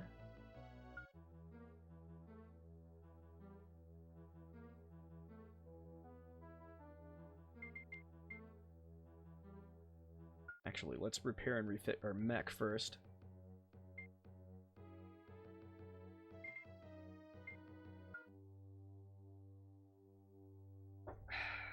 Coffee's starting to get cold.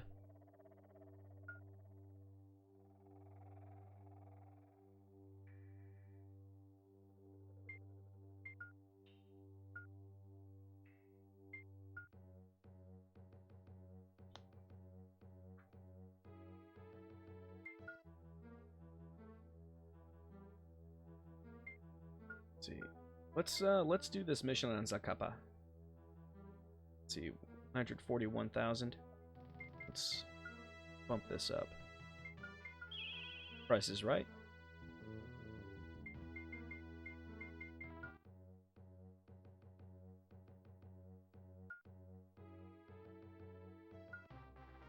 Let's do this.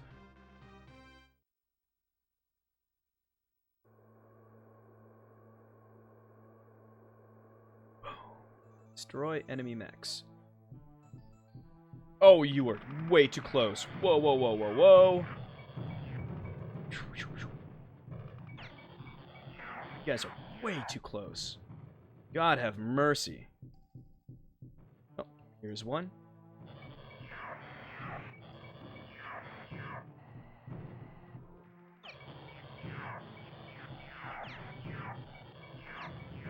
Cool. Just one left. It's really, really tough. It's like really tough negotiating the cursor as well as moving around, because I've run into situations where I've tried to move forward and then aim at the same time, and then it just runs into a situation where my cursor just flies wildly across the screen or wildly up and down and stuff. It's not pretty. Come on, buddy.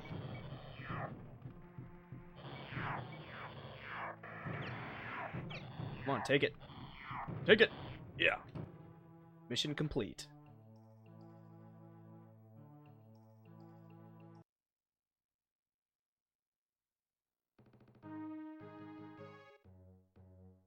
Cool. Let's go to the diner.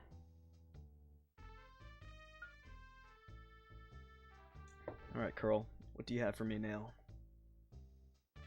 Listen, I know you're new around here and don't quite know what to do, so I'm going to give you a hint. After completing a mission, be sure to read all the holovids. No, I shouldn't be doing this, but take a quick look at accidentally left. Wait. Oh, I know I shouldn't be doing this, but take a quick look at this holo vid a mercenary accidentally left behind, and you'll see what I mean. So is that like looking at someone's journal without their consent? This is just rude. What's up, lady? Ma'am? This is it? Okay. Lana Man reporting, sir. I've received and decoded my latest assignment. And you can be sure that I'll keep on the tail of the Dark Wing Lance for as long as it takes to bring them all to justice. My next report will be from Kagran. Okay. That's pretty cool. So I guess looking at any discarded holo vids will shed some more insight on the progress or any current happenings having to do with the the Dark Wing Lance. Why did I say Red Wings? This isn't Final Fantasy IV. Let's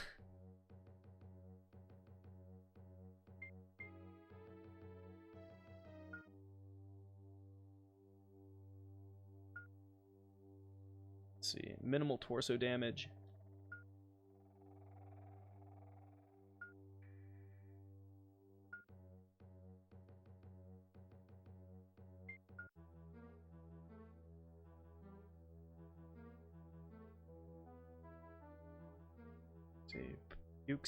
Puxy. I'm gonna call it Puxy. Garrison duty, 190,000 credits. C-bills. Let's see. Enemy units, 2 lightweight, 2 medium weight, 2 heavyweight. Planetary data, ice. Temp, negative 55 degrees centigrade. The gravity is 0.7. That's simple. I can just keep holding down on the fire button until the cows come home. I'm not going to overheat, so that's good. Let's go up a factor. Price is right. Heard.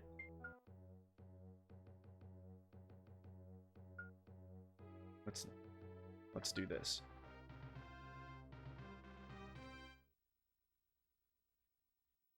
Going down. Destroy enemy mechs. So far I have to contend with 3. Right? Yeah. Alright, maybe 2 at the same time. That's still fine. Let's get off of this ice.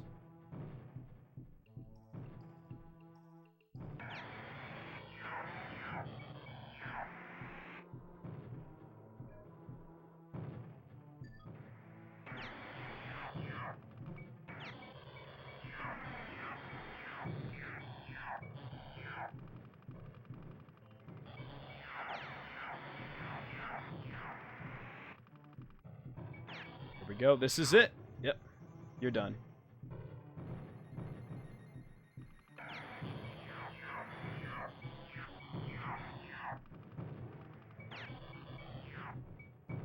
Okay, here we have a heavyweight mech. I think it's a Grand Crusader.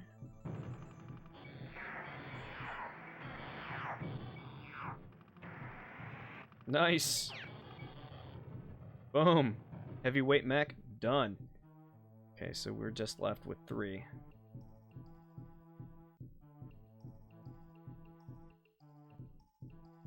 Hey, what's up, buddy?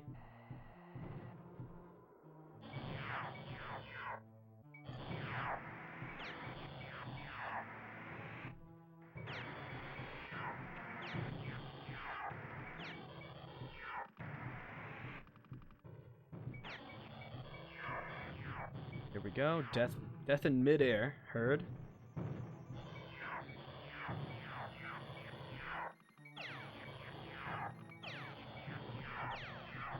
Come on.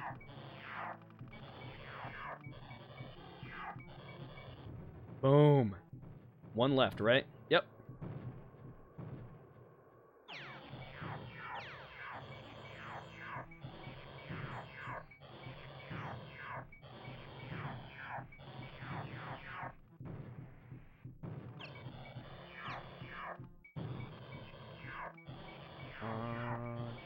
So at this point, I'm out of SRMs. I'm just running on my three lasers, one of them being medium, 2 of them being large. But I basically outrange him by a significant amount. God, he would stop chucking those missiles at me. Come on! Yeah! Mission complete.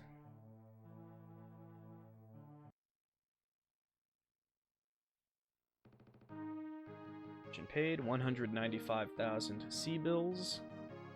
Your gallant bravery and superb fighting skills have won you another glorious battle. Your reputation will last for many years to come, or until your next mission is lost. Let's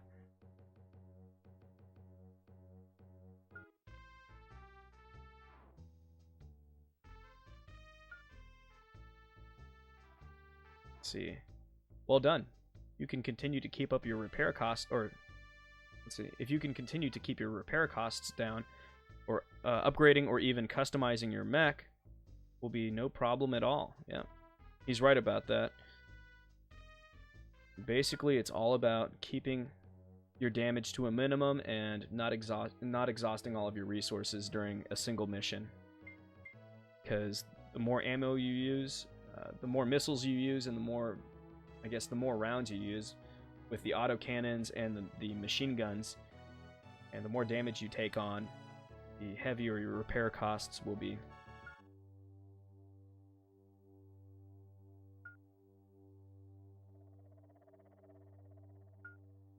Right on. No damage. Let's see.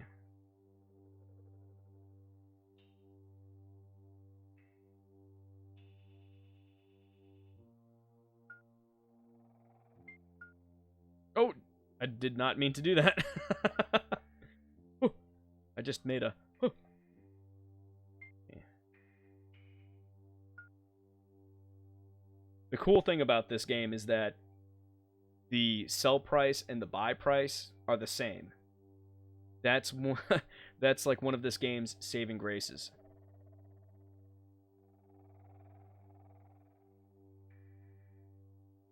Let's see. We go back in here and see which mechs are for sale. I know there was one that was relatively affordable. Okay, so there's that one right there. And that is one of the variations of the Nexus, the mech that I currently pilot. So one more mission, and I should be able to get my hands on that mech, no problem. Though I'll need to outfit it with some weaponry, so... Gallaton, Riot Duty. 190,000. Let's do this. Price is right, heard. Info.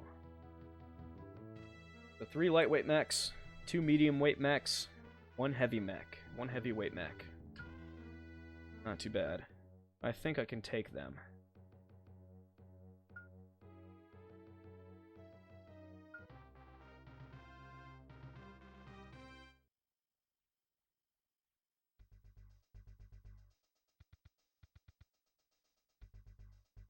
Let's see, where are you? Oh, oh! Oh, goodness gracious, what on earth? Oh, what?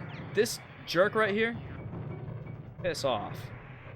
So that's where they get you in this game. If they drop ship right next to you, I mean, that's bad news bears right there, because they just... The closer a mech is to you, the more damage their weapons do. They could just destroy you in an instant. And with the flashing screen and just the wobbling of the cockpit, it can be super disorienting and really tough to get out of harm's way when you really have to. That's a part of the challenge of this game. It was the same case in the original Mechwarrior from 1989. Let's see. Oh, uh-oh. So we've got 2 of them converging on us.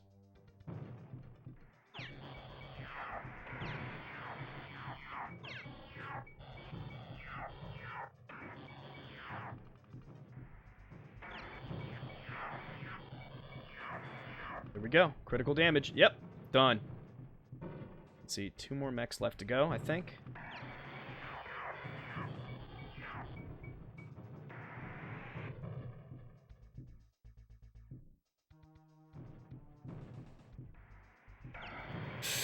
Oh, you are way too close, my friend.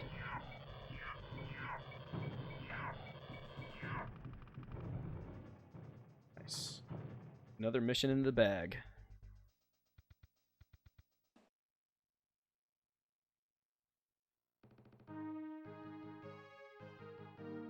$195 sea bills awarded. Successful mission. Persistence and true mercenary skills have kept you in good stead for now.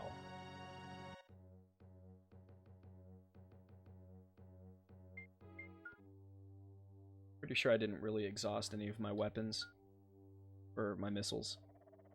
Whoa, I took damage. Oh, that's right, yeah. I mean, I had one of those mechs drop ship right next to me. Dude just took a big wet bite out of me.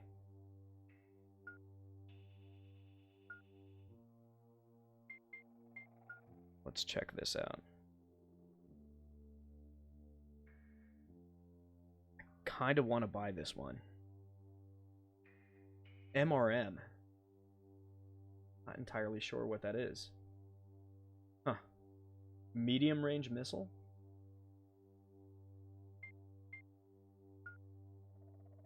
Very curious.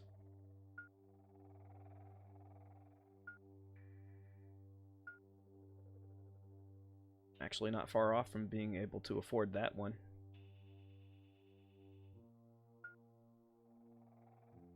That thing is a tank. 80 tons? Let's see, what's the maximum? 50, 80. It looks like 80 is the maximum. But then again, there could be another mech aside from this current layout or this current selection that might offer something upwards of 100 tons. As far as I know, 100 tons is the maximum. And the Atlas is that limit right there. And that thing is just a monster. But for now, let's get this guy. Alright, let's go into the mech bay. Oh, that's cool. So I can use that arrow to select. Right on. MRM. What is that? Let's find out through this menu. Maybe we can suss out what an MRM is. I'm assuming that MRM is medium range missile, which is really odd because as far as I know, or as far as I recollect, Mechwarrior has SRMs and LRMs, and that's it. Let's see, machine gun, long range missile. Oh yeah, that's what it is. It's this right here. It's MRM, medium range missile. Okay, so let's exit this menu. And what I'm going to do is sell. I'm going to sell this. Sell this other machine gun.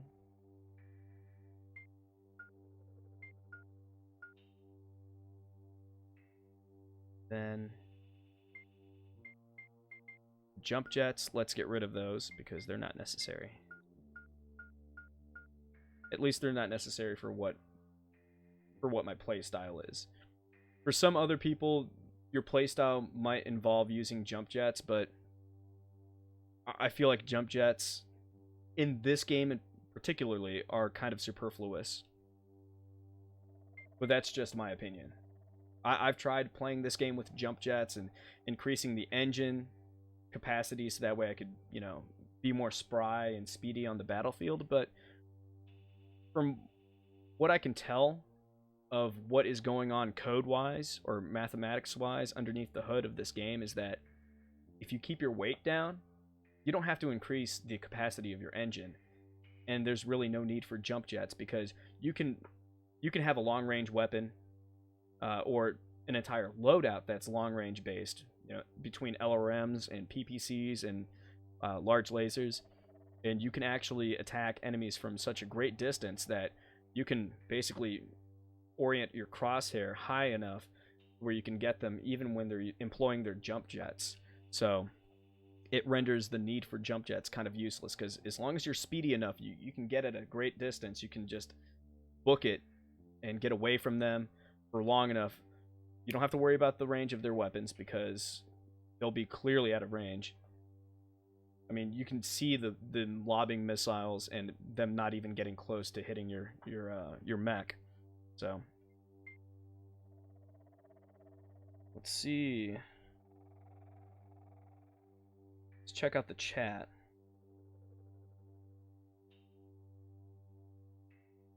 Let's see. Omega says, "Sup, man? How's it going, Omega? It's been a very sleepy and lackadaisical Sunday evening. Just playing through and exploring the first Mechwarrior for the Super Nintendo. Quite a different beast when compared to the 1989 PC MS-DOS original. Let's see.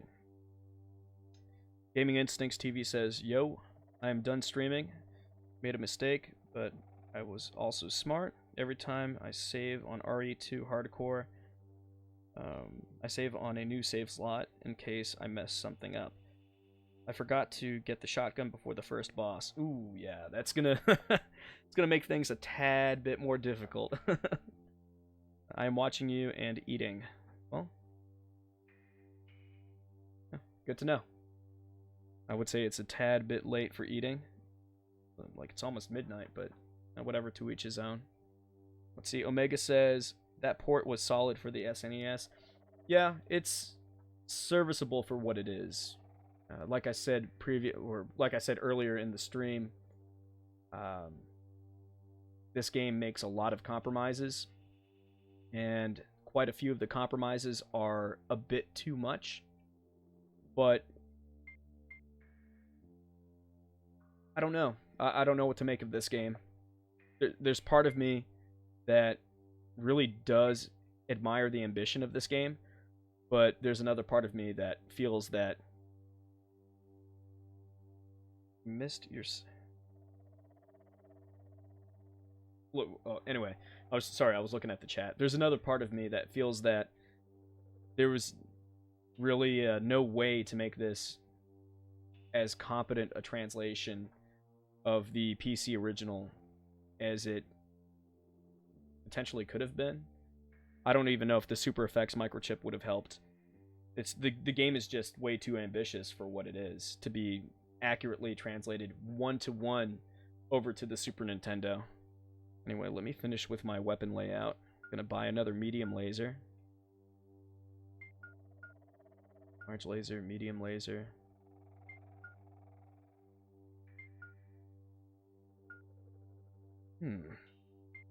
SR. Let's do a large laser. Alright, let's do that for now. Let's see. Omega says, it's been a while since I've seen any Mechwarrior games. Yeah. I'll tell you what, the Mechwarrior franchise has a pretty consistent batting average. This SNES translation accepted. The Mechwarrior games on the PC, the actual core numbered Mechwarrior games, have been really consistently good across the board. Like I said, the original 1989 PC MS-DOS version, or just that original Mechwarrior, was antiquated to say the least. I think there were some aspects of the game that haven't aged terribly well. But that being said, it's still a really amazing accomplishment for 1989.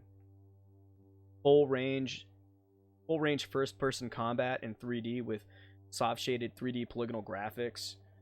The role-playing aspect of the game, being able to take on this mercenary persona, drop shipping and traveling to different planets, taking on contracts, being able to negotiate. I mean, it's just amazing what they were able to do. And I know it's not technically a role-playing game in the computer RPG sense. There are very distinct stipulations for a game being classified mechanically as a role-playing video game. But there is a strong role-playing aspect to the original Mechwarrior that you would never see again for the rest of the series. I mean, the subsequent sequels to Mechwarrior have always been further constrained in terms of the scope.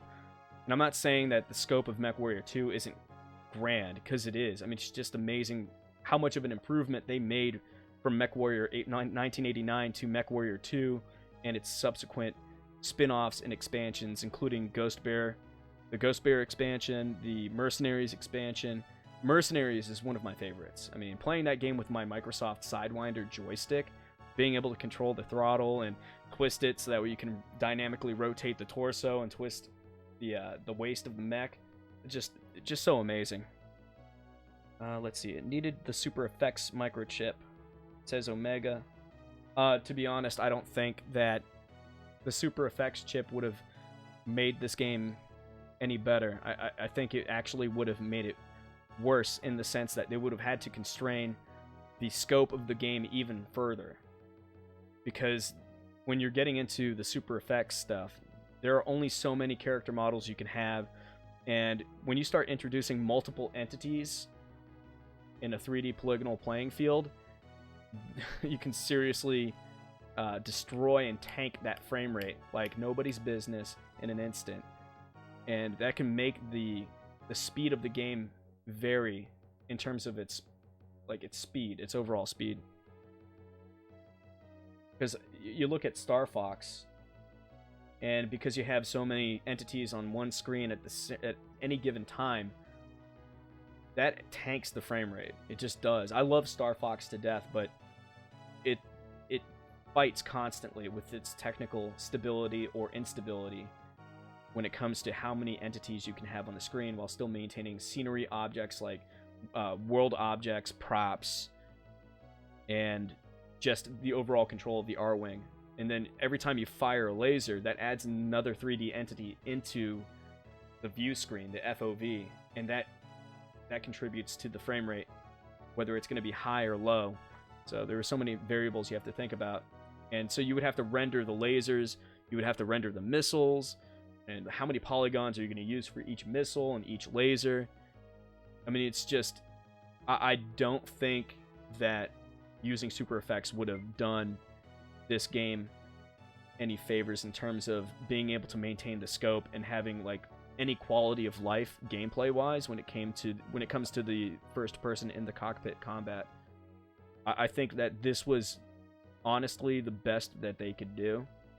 And also it was a third-party game developed by Beam Software, published through Activision, and there was no way that Activision was gonna put a Super Effects microchip in each cartridge of the game. Not to mention it's from a franchise that most console gamers would most certainly not be familiar with. I'm familiar with Mechwarrior, but it's only because my stepdad back in the 90s introduced me to PC gaming of the past and present at the time. And without that, I would have never even known that Battletech or Mechwarrior was even a thing, you know.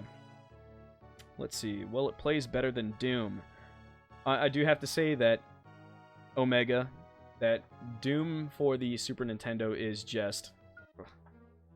Every time I think about that game, it just, I don't know. I get sick. Let's see. Puxy, Planet Puxy, Riot Duty. Let's...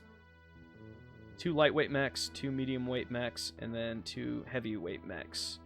Ice, temperature -55 centigrade, gravity 0.7. Yeah, let's do this. Let's negotiate. Let's go up a factor. Oh, the House of Davion will pay no more for this contract. I hope I didn't piss them off. Alright, let's accept the contract.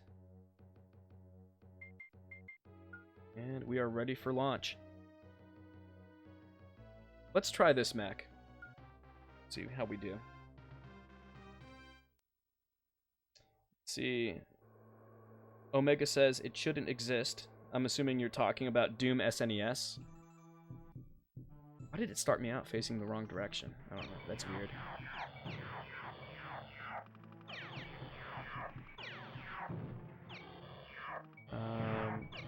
The SNES just can't handle that game. Okay, you were referring to Doom, Omega. Yeah, I totally agree with you. It's interesting because they really tried to make that game work on Super Nintendo, you know, Granted, they had to use the Super Effects chip, but even with that Super Effects chip, I mean, that game struggles on the SNES, and I talked about it a little bit during my not Far Fox, my not my Super Star Fox Sunday stream.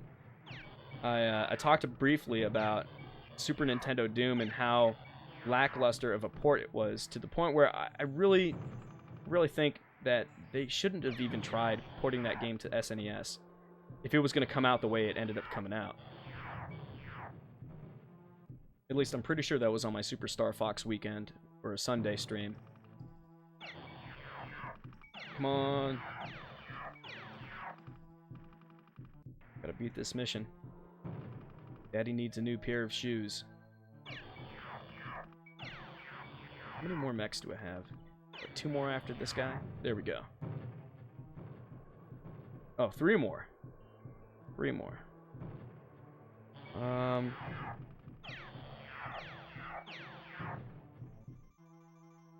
Omega is asking, do I have an Atari Jaguar? No, I don't. I kind of missed the boat on that.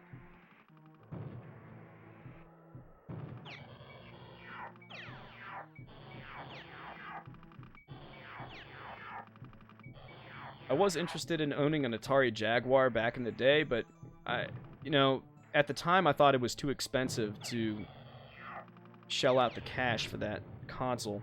Whoa, that was close. I almost ate that missile. What's up, buddy? Pretty sure you're the last. No, you're not the last guy.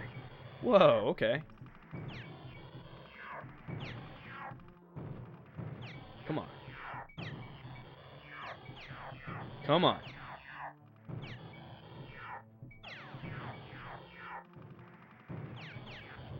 Nice. Another one in the bag. Yeah, I've always wanted to own an Atari Jaguar, mainly because Rayman was a really good game on the Atari Jaguar. I have played an Atari Jaguar. It was just briefly. I used to live close by this grade school friend of mine. His name is Aaron Page. And he had a lot of the more interesting systems. He had a Sega Genesis, which that was kind of our common thread. That's how we got to know each other. We would come over his house and we would play some Sega Genesis. Oh, and I just took a blast. Took a missile to the chest. And I remember us playing Green Dog, the Beached Surfer Dude, which was... I think it was an interesting game. I would say it was maybe a tepid, I would dare say mediocre 2D platformer. But I actually enjoyed it. And we would also play, Mortal Kombat 2, the Tasmania game, and the X-Men 2, the Clone Wars. So, but he also happened to have an Atari Jaguar, and he had Rayman for it, and I'm pretty sure he did have Doom. Pretty sure I did play Doom. There was also a mech combat game. Not to bring it back to Mechwarrior for the Super Nintendo, but there was a mech combat game of sorts for that system that I played. There was also a Formula 1 game. I think it's called Checkered Flag. But yeah, my experience with that system is very limited, to say the least. I don't have a lot of hands-on time with that system. Let's see. Gosh, this guy just will not die. Gosh, okay. Alright, let's get back to the chat. Okay, do you have an Atari Jaguar? Okay, I've already answered that question. What do you think of the Coleco Chameleon fiasco? Before I answer that, I'm going to read what he said after that. Iron Soldier. That's the name of that Atari Jaguar game that was mech combat based. Okay. What do I think about the Coleco Chameleon fiasco? I'm going to stall for a second and read this. A successful mission. Persistence and true mercenary skills have kept you in good stead for now. Alright, now I have to get back to that question. What do I think of the Coleco Chameleon fiasco? Well, if you remember correctly, Omega, I keep ignoring your chat.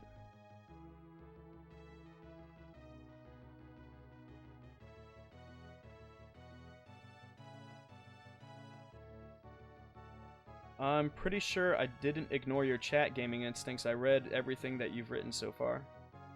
I am done streaming. I made a mistake. I was also smart. Every time I save on RE2 Hardcore, I save a new game slot or new save slot in case I mess something up. I forgot to get the shotgun before the first boss. I'm watching you now and eating. What else did you say?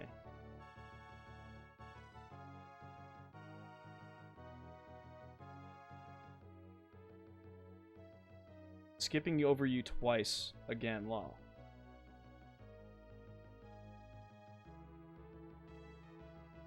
Alright, I'm gonna read everything that you've said up to this point. I'll stay here and give you a view. Keep it up, bro. Which I read. Yo. And then I read over your RE2 comment. Your watching and eating comment. Yeah, YouTube must be bugging out because I don't even see a second paragraph. I see a first paragraph, and that's pretty much it. So, okay, your RE2 comment had 2 comments. Comments or paragraphs? Alright, I'm not going to dwell on this, but all I can say is that YouTube must be bugging because I'm looking at the entire chat, and I don't see what you wrote about it. So I'm just going to pass over that, and I'm going to answer Omega's question about the Coleco Chameleon fiasco, because I'm standing idle right now and not doing anything. What do I think about the Coleco Chameleon fiasco? I think it was a swindle, and I believe that it was a swindle from the start. Even when the announcement first came out for the Retro VGS, I believe the initial name of the project was, you know that there's something fishy going on when you don't even have a working prototype or a plan for what kind of games you want to have on your system. The whole thing with that Retro VGS thing was that they were going to go back to, let's see, no repair costs on that. I'm going to just repair that. The thing with a console is that it's not enough to say, hey, I want to put my own console out there. Hardware is meaningless if you don't have meaningful software for that piece of hardware. You need the instructions to make the hardware functional. That's all there is to it. All I know about the Retro VGS, back then and even up to this point, was that it was supposed to be a cartridge-based system where you would get a game and you would pop it in, and it would work, and it would be bug-free, and that's all there was going to be to it. The unfortunate reality of things is that nowadays, games have bugs in them. And believe it or not, back then, back in the good old days of retro gaming, or 8-bit, 16-bit, 32-bit, games had bugs. Some of them more egregious than others. I can think of 2 bugs in Double Dragon 2: The Revenge. You can actually use a whip, and if you have a whip equipped, you can actually walk up the far wall of the first level before you go into a door, or up the ladder, and you'll creep up the wall. And then when you, like, toss the whip, you'll, like, it'll ricochet back and hit you, and it'll catapult you upwards and off of the screen. And then if you press left, you'll fall off again and just hit the floor again. And that's just, like, one minor bug. Then again, the game did not intend for the player to do that, but it is possible for the player to do that. There's also like a jump in Super Mario World, where if you jump off Luigi, or not Luigi, if you jump off Yoshi at the right time, the screen won't pan up with your character, and you'll go through the goal, and as soon as you go through the goal, the color palette of the game completely breaks. So that's just one example of a mainstream, mainline title that was a killer app or a leading video game console during its commercial relevancy that had a critical bug in it that potentially broke the game in terms of its graphical output. So games have bugs in them. It's inevitable. The best games not only have no bugs or few bugs, but the bugs are negligible and don't critically impact the performance or the gameplay of that game. They also happen to be games that have really good pacing, really good quality in terms of the gameplay mechanics, and they are games with gameplay loops that sustain your interest. They retain your interest and your attention. They're not boring, you know. The thing is, Mike Kennedy, the guy who was heading the Retro VGS project, he wasn't really thinking about that. The guy is not really passionate about games as a medium of creativity or artistic expression. Mike Kennedy is trying to sell you something. Let's see. Well done. You can continue to keep your repair costs down. Upgrading or even customizing your mech will be no problem at all. Heard on that. Oh, okay. I've seen this already.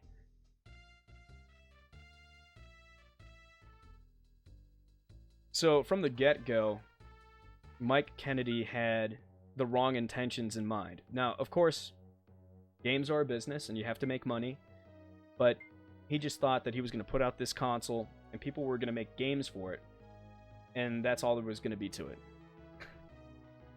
Even in that regard, there is so much that you have to look into and you have to really get right in terms of software support. I mean, this is where the 3DO failed. They basically wanted to make a console and sell it for whatever they wanted to sell it for, and then game creators could develop their own games and sell it for whatever price they wanted to sell those games at. And the business model was so... It was so jacked and against the grain of really what the economics of a game console and its accompanying software should be. It should be a razor blade model. You sell the razor, right? The actual apparatus that you hold, and then you sell the blades. You basically give the actual apparatus for a cheap price. You cut the price, passing on the savings to the customer, and then when you buy the extra razors, aka the software that goes with the hardware, then that's where you make your royalties. That's where you make your money as a hardware producer, as a retail chain, and as a game developer. That's how it should be. But unfortunately, let's see, offensive campaign, Cogron. Unfortunately, Mike Kennedy wasn't thinking about that. He was just thinking he was going to come out with this thing, he was going to make a boatload of money, and then the video game developers can figure out the rest.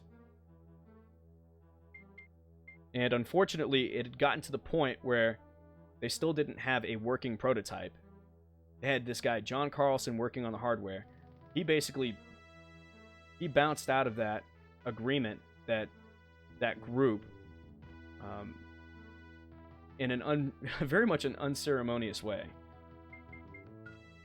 Then they got another hardware guy to work on it, and then it all came to a head during that toy fair over in New York City, and it was clear, I could tell, that there was something fishy going on with that console, that prototype, if you will. But when you looked at the back of it and you saw basically the same ports for the power in and the AV in, I was like, well, this is just a Super Nintendo. More specifically, it was a Super Nintendo Mini. Let's see, let's do Drena.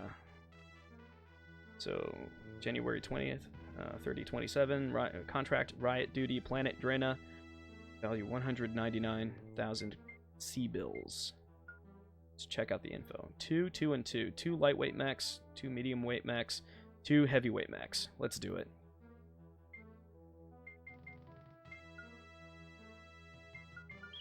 The price is right.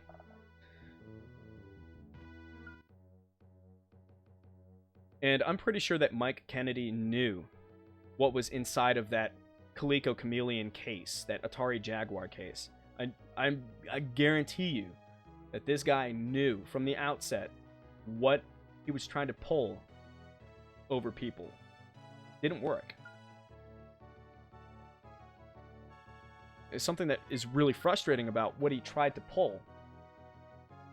Because ostensibly he was trying to pull a fast one by the entire gaming community. What he neglected to realize, what he failed to understand, was that all of us in the gaming community, we're not idiots. We're not fools. You know, some of us in the gaming community don't really know that much about how software and hardware works. But there are enough of us in the retro gaming and just, you know, the general gaming community who have a rough idea about how software and hardware works. And who also might have a knowledge or a modicum of understanding of the retro game consoles. So these guys obviously sussed out really, really quickly that all that was inside of the Coleco Chameleon box was the motherboard of a Super Nintendo Mini, or a Super Nintendo Junior.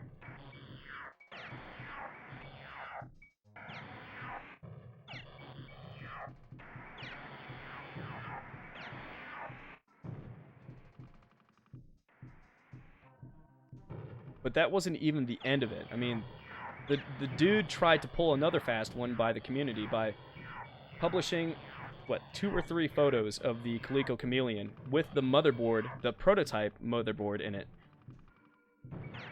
And it only took, what, half a day? I think it took only 12 hours for people to discover what exactly was the prototype motherboard. And it turned out to be a DVR capture card.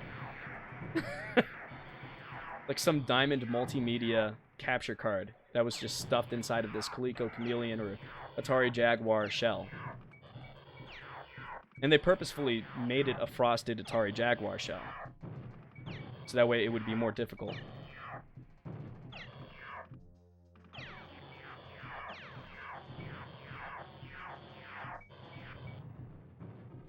So, yeah, there's no doubt in my mind that Mike Kennedy knew that he was trying to pull a fast one by people. He was trying to keep the charade going on for long enough to get more people to fund his project. Basically keep the gravy train rolling. Because at the end of the day, let's face it, Mike Kennedy, he's a suit. When it comes down to the hierarchy or the structure of the video games business, what member of that structure do we like the least? Let's be real about this. The people in the business we dislike the most are those who are basically suits. These are the guys sitting in the boardrooms, sitting in the offices. Some of these guys have probably never touched a keyboard in order to write a line of code in their lives. They're just businessmen. Now, I'm not saying that all people in those positions are like that. Obviously, there are exceptions. You have people like Mike Morhaime. You have people like Todd Howard. You know, say what you will about Fallout 76, but you know, Todd Howard was a game designer before he ever became higher management, and he's still a creative lead. Again, your mileage is going to vary with that, but he's not a suit, you know? He didn't start out as a suit, nor did Mike Morhaime.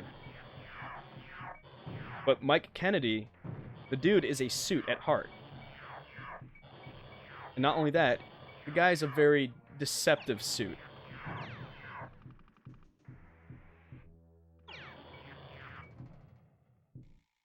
And personally, I'm glad that people caught on to the BS, because I was actually getting really frustrated with what he had tried to pull at the Toy Fair. Let's see. Omega says, do you think... Wow. Do I think what? Do you think that the Atari VCS and the Intellivision Amico are also scam systems? The Intellivision Amico, I'm not sure. I don't know enough information about that project to say one way or another. However, I can tell you that I do believe... Now, the Coleco Chameleon thing, at this point, I can easily say that I know that that was a scam. That there was no way that a system was going to materialize out of that project. The way it was being orchestrated and run and managed, there's just no way that any semblance of a marketable and finished product was going to result from that project. The way it ran its course. And with that, you could say mission complete. Let's see. I do believe, now this is just my opinion, I have to say that up front, because I don't want to be accused of saying something as a matter of fact, but from what I've seen of the Atari VCS's project history so far, I think that it is a scam. Now, did it start out as a scam? I don't believe so, but I think that the project has gotten to such a desperate state that it is now a project that is in scam territory. There's just way too much shady stuff going on behind the scenes. The hardware engineer for the system who was being contracted to design the motherboard, the actual system board for the Atari VCS, the guy had to quit.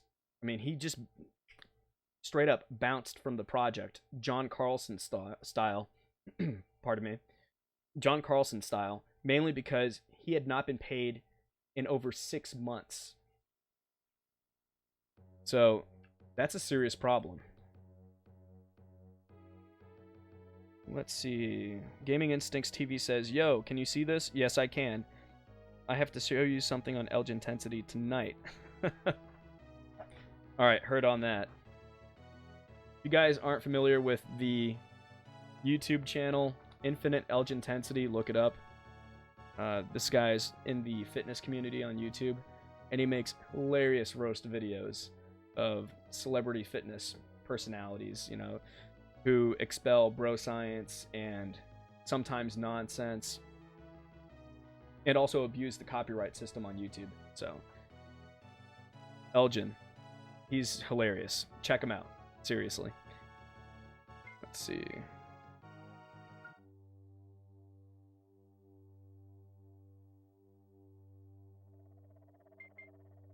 Okay, let's repair my mech. But yeah, to go back to the Atari VCS thing, I think, though it might not have started out as being a scam, it is, at this point, something that I believe in my bones to be a scam. There is willful deception going on. The right people working on the project, making progress, aren't getting paid. People are quitting the project. I would say it's a safe assumption that you can't have a console without a hardware engineer. So when your only hardware engineer bounces from the project, that's a critical issue.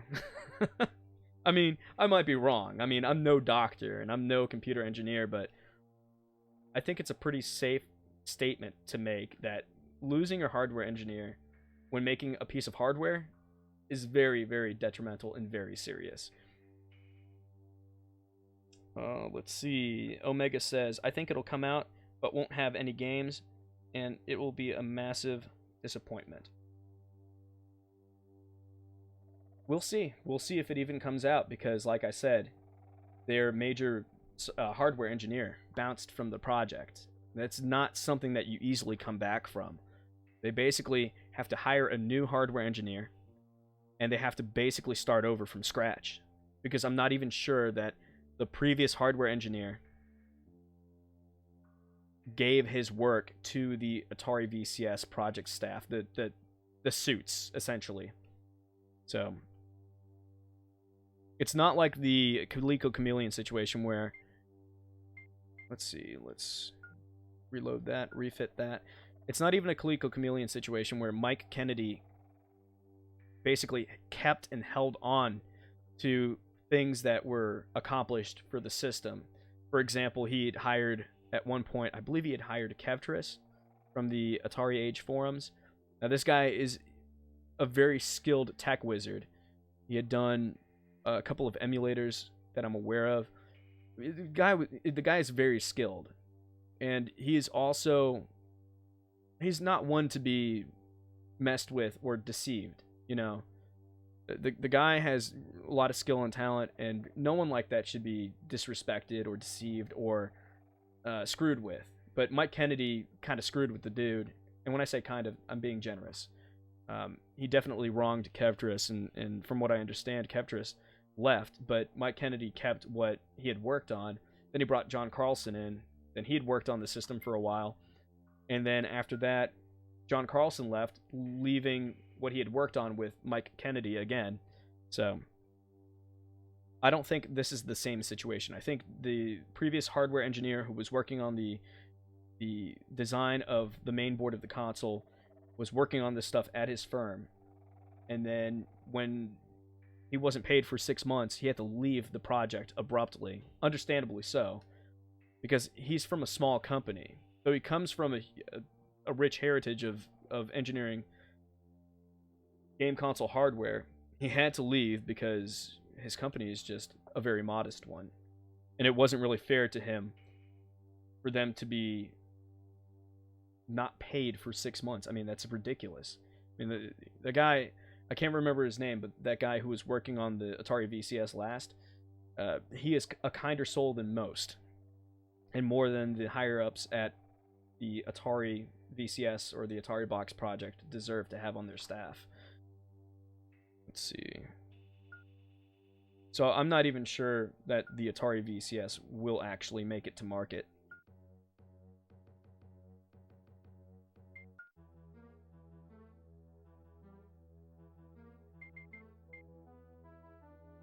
Let's see. Let's do one more mission, and we're coming up on, you know, I meant to keep this as a very short stream, but, you know, since you guys showed up and you guys have been asking me some hard-hitting questions, which I really do enjoy.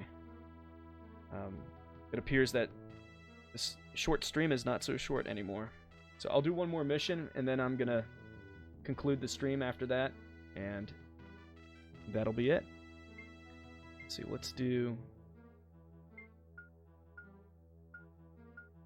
Kagron. Let's do the offensive campaign. Info.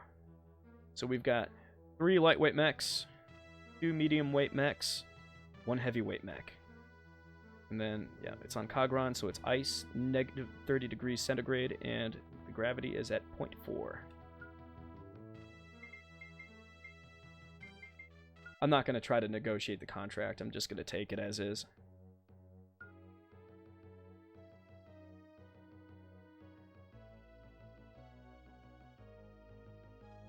Let's see. I'm just going to go with my regular Nexus. My Nexus base. The OG Nexus, if you will.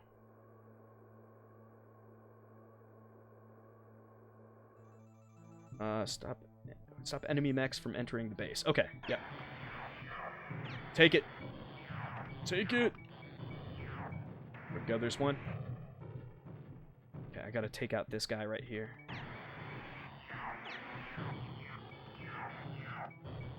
Yes! Alright. What, 3 more? Yeah. What's up, buddy? Yeah! Oh, I still have 3 more? What?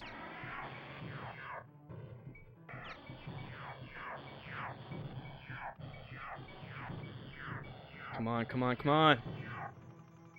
No, no, no, you're not getting out of my range, buddy. Come on. Give me the juice. Come on, yeah. There we go. Okay, we have another heavy mech. Oh, shh. I am well within his range. I need to get out of his range. Yeah, there we go. 1 more to go.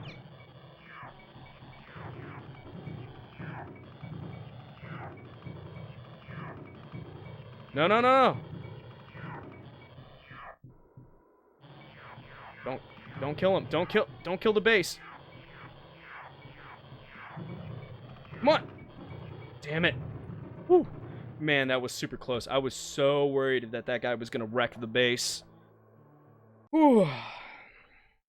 But alas, hard work and diligence prevailed. Let's see. Let's see. Omega says, I do wish that a gaming company from the 80s would make a successful comeback, but that seems impossible, namely Sega. I mean, it's all up to Sega and what they want to do as a company. You got to remember that Sega of today, and we've talked about this, Omega, The Sega of today is not the Sega of yesteryear. And they're technically owned by Sammy, the same company that came out with what's it called? Gun Deck in Japan, aka Project Doom. So, I mean, that's the company that is in ownership of Sega. So, I mean, it's anyone's guess as to whether or not they have the desire and the resources to do something in that regard or in that arena, making another piece of hardware. It would be cool, I think, but I think that old spirit of Sega is pretty much non-existent at this point. I mean, it's pretty much gone. So the thing is, they have so many intellectual properties in their wheelhouse that they could pull out. But I think a lot of the folks who worked on those intellectual properties have since moved on or passed on or retired from the industry. So I'm not sure.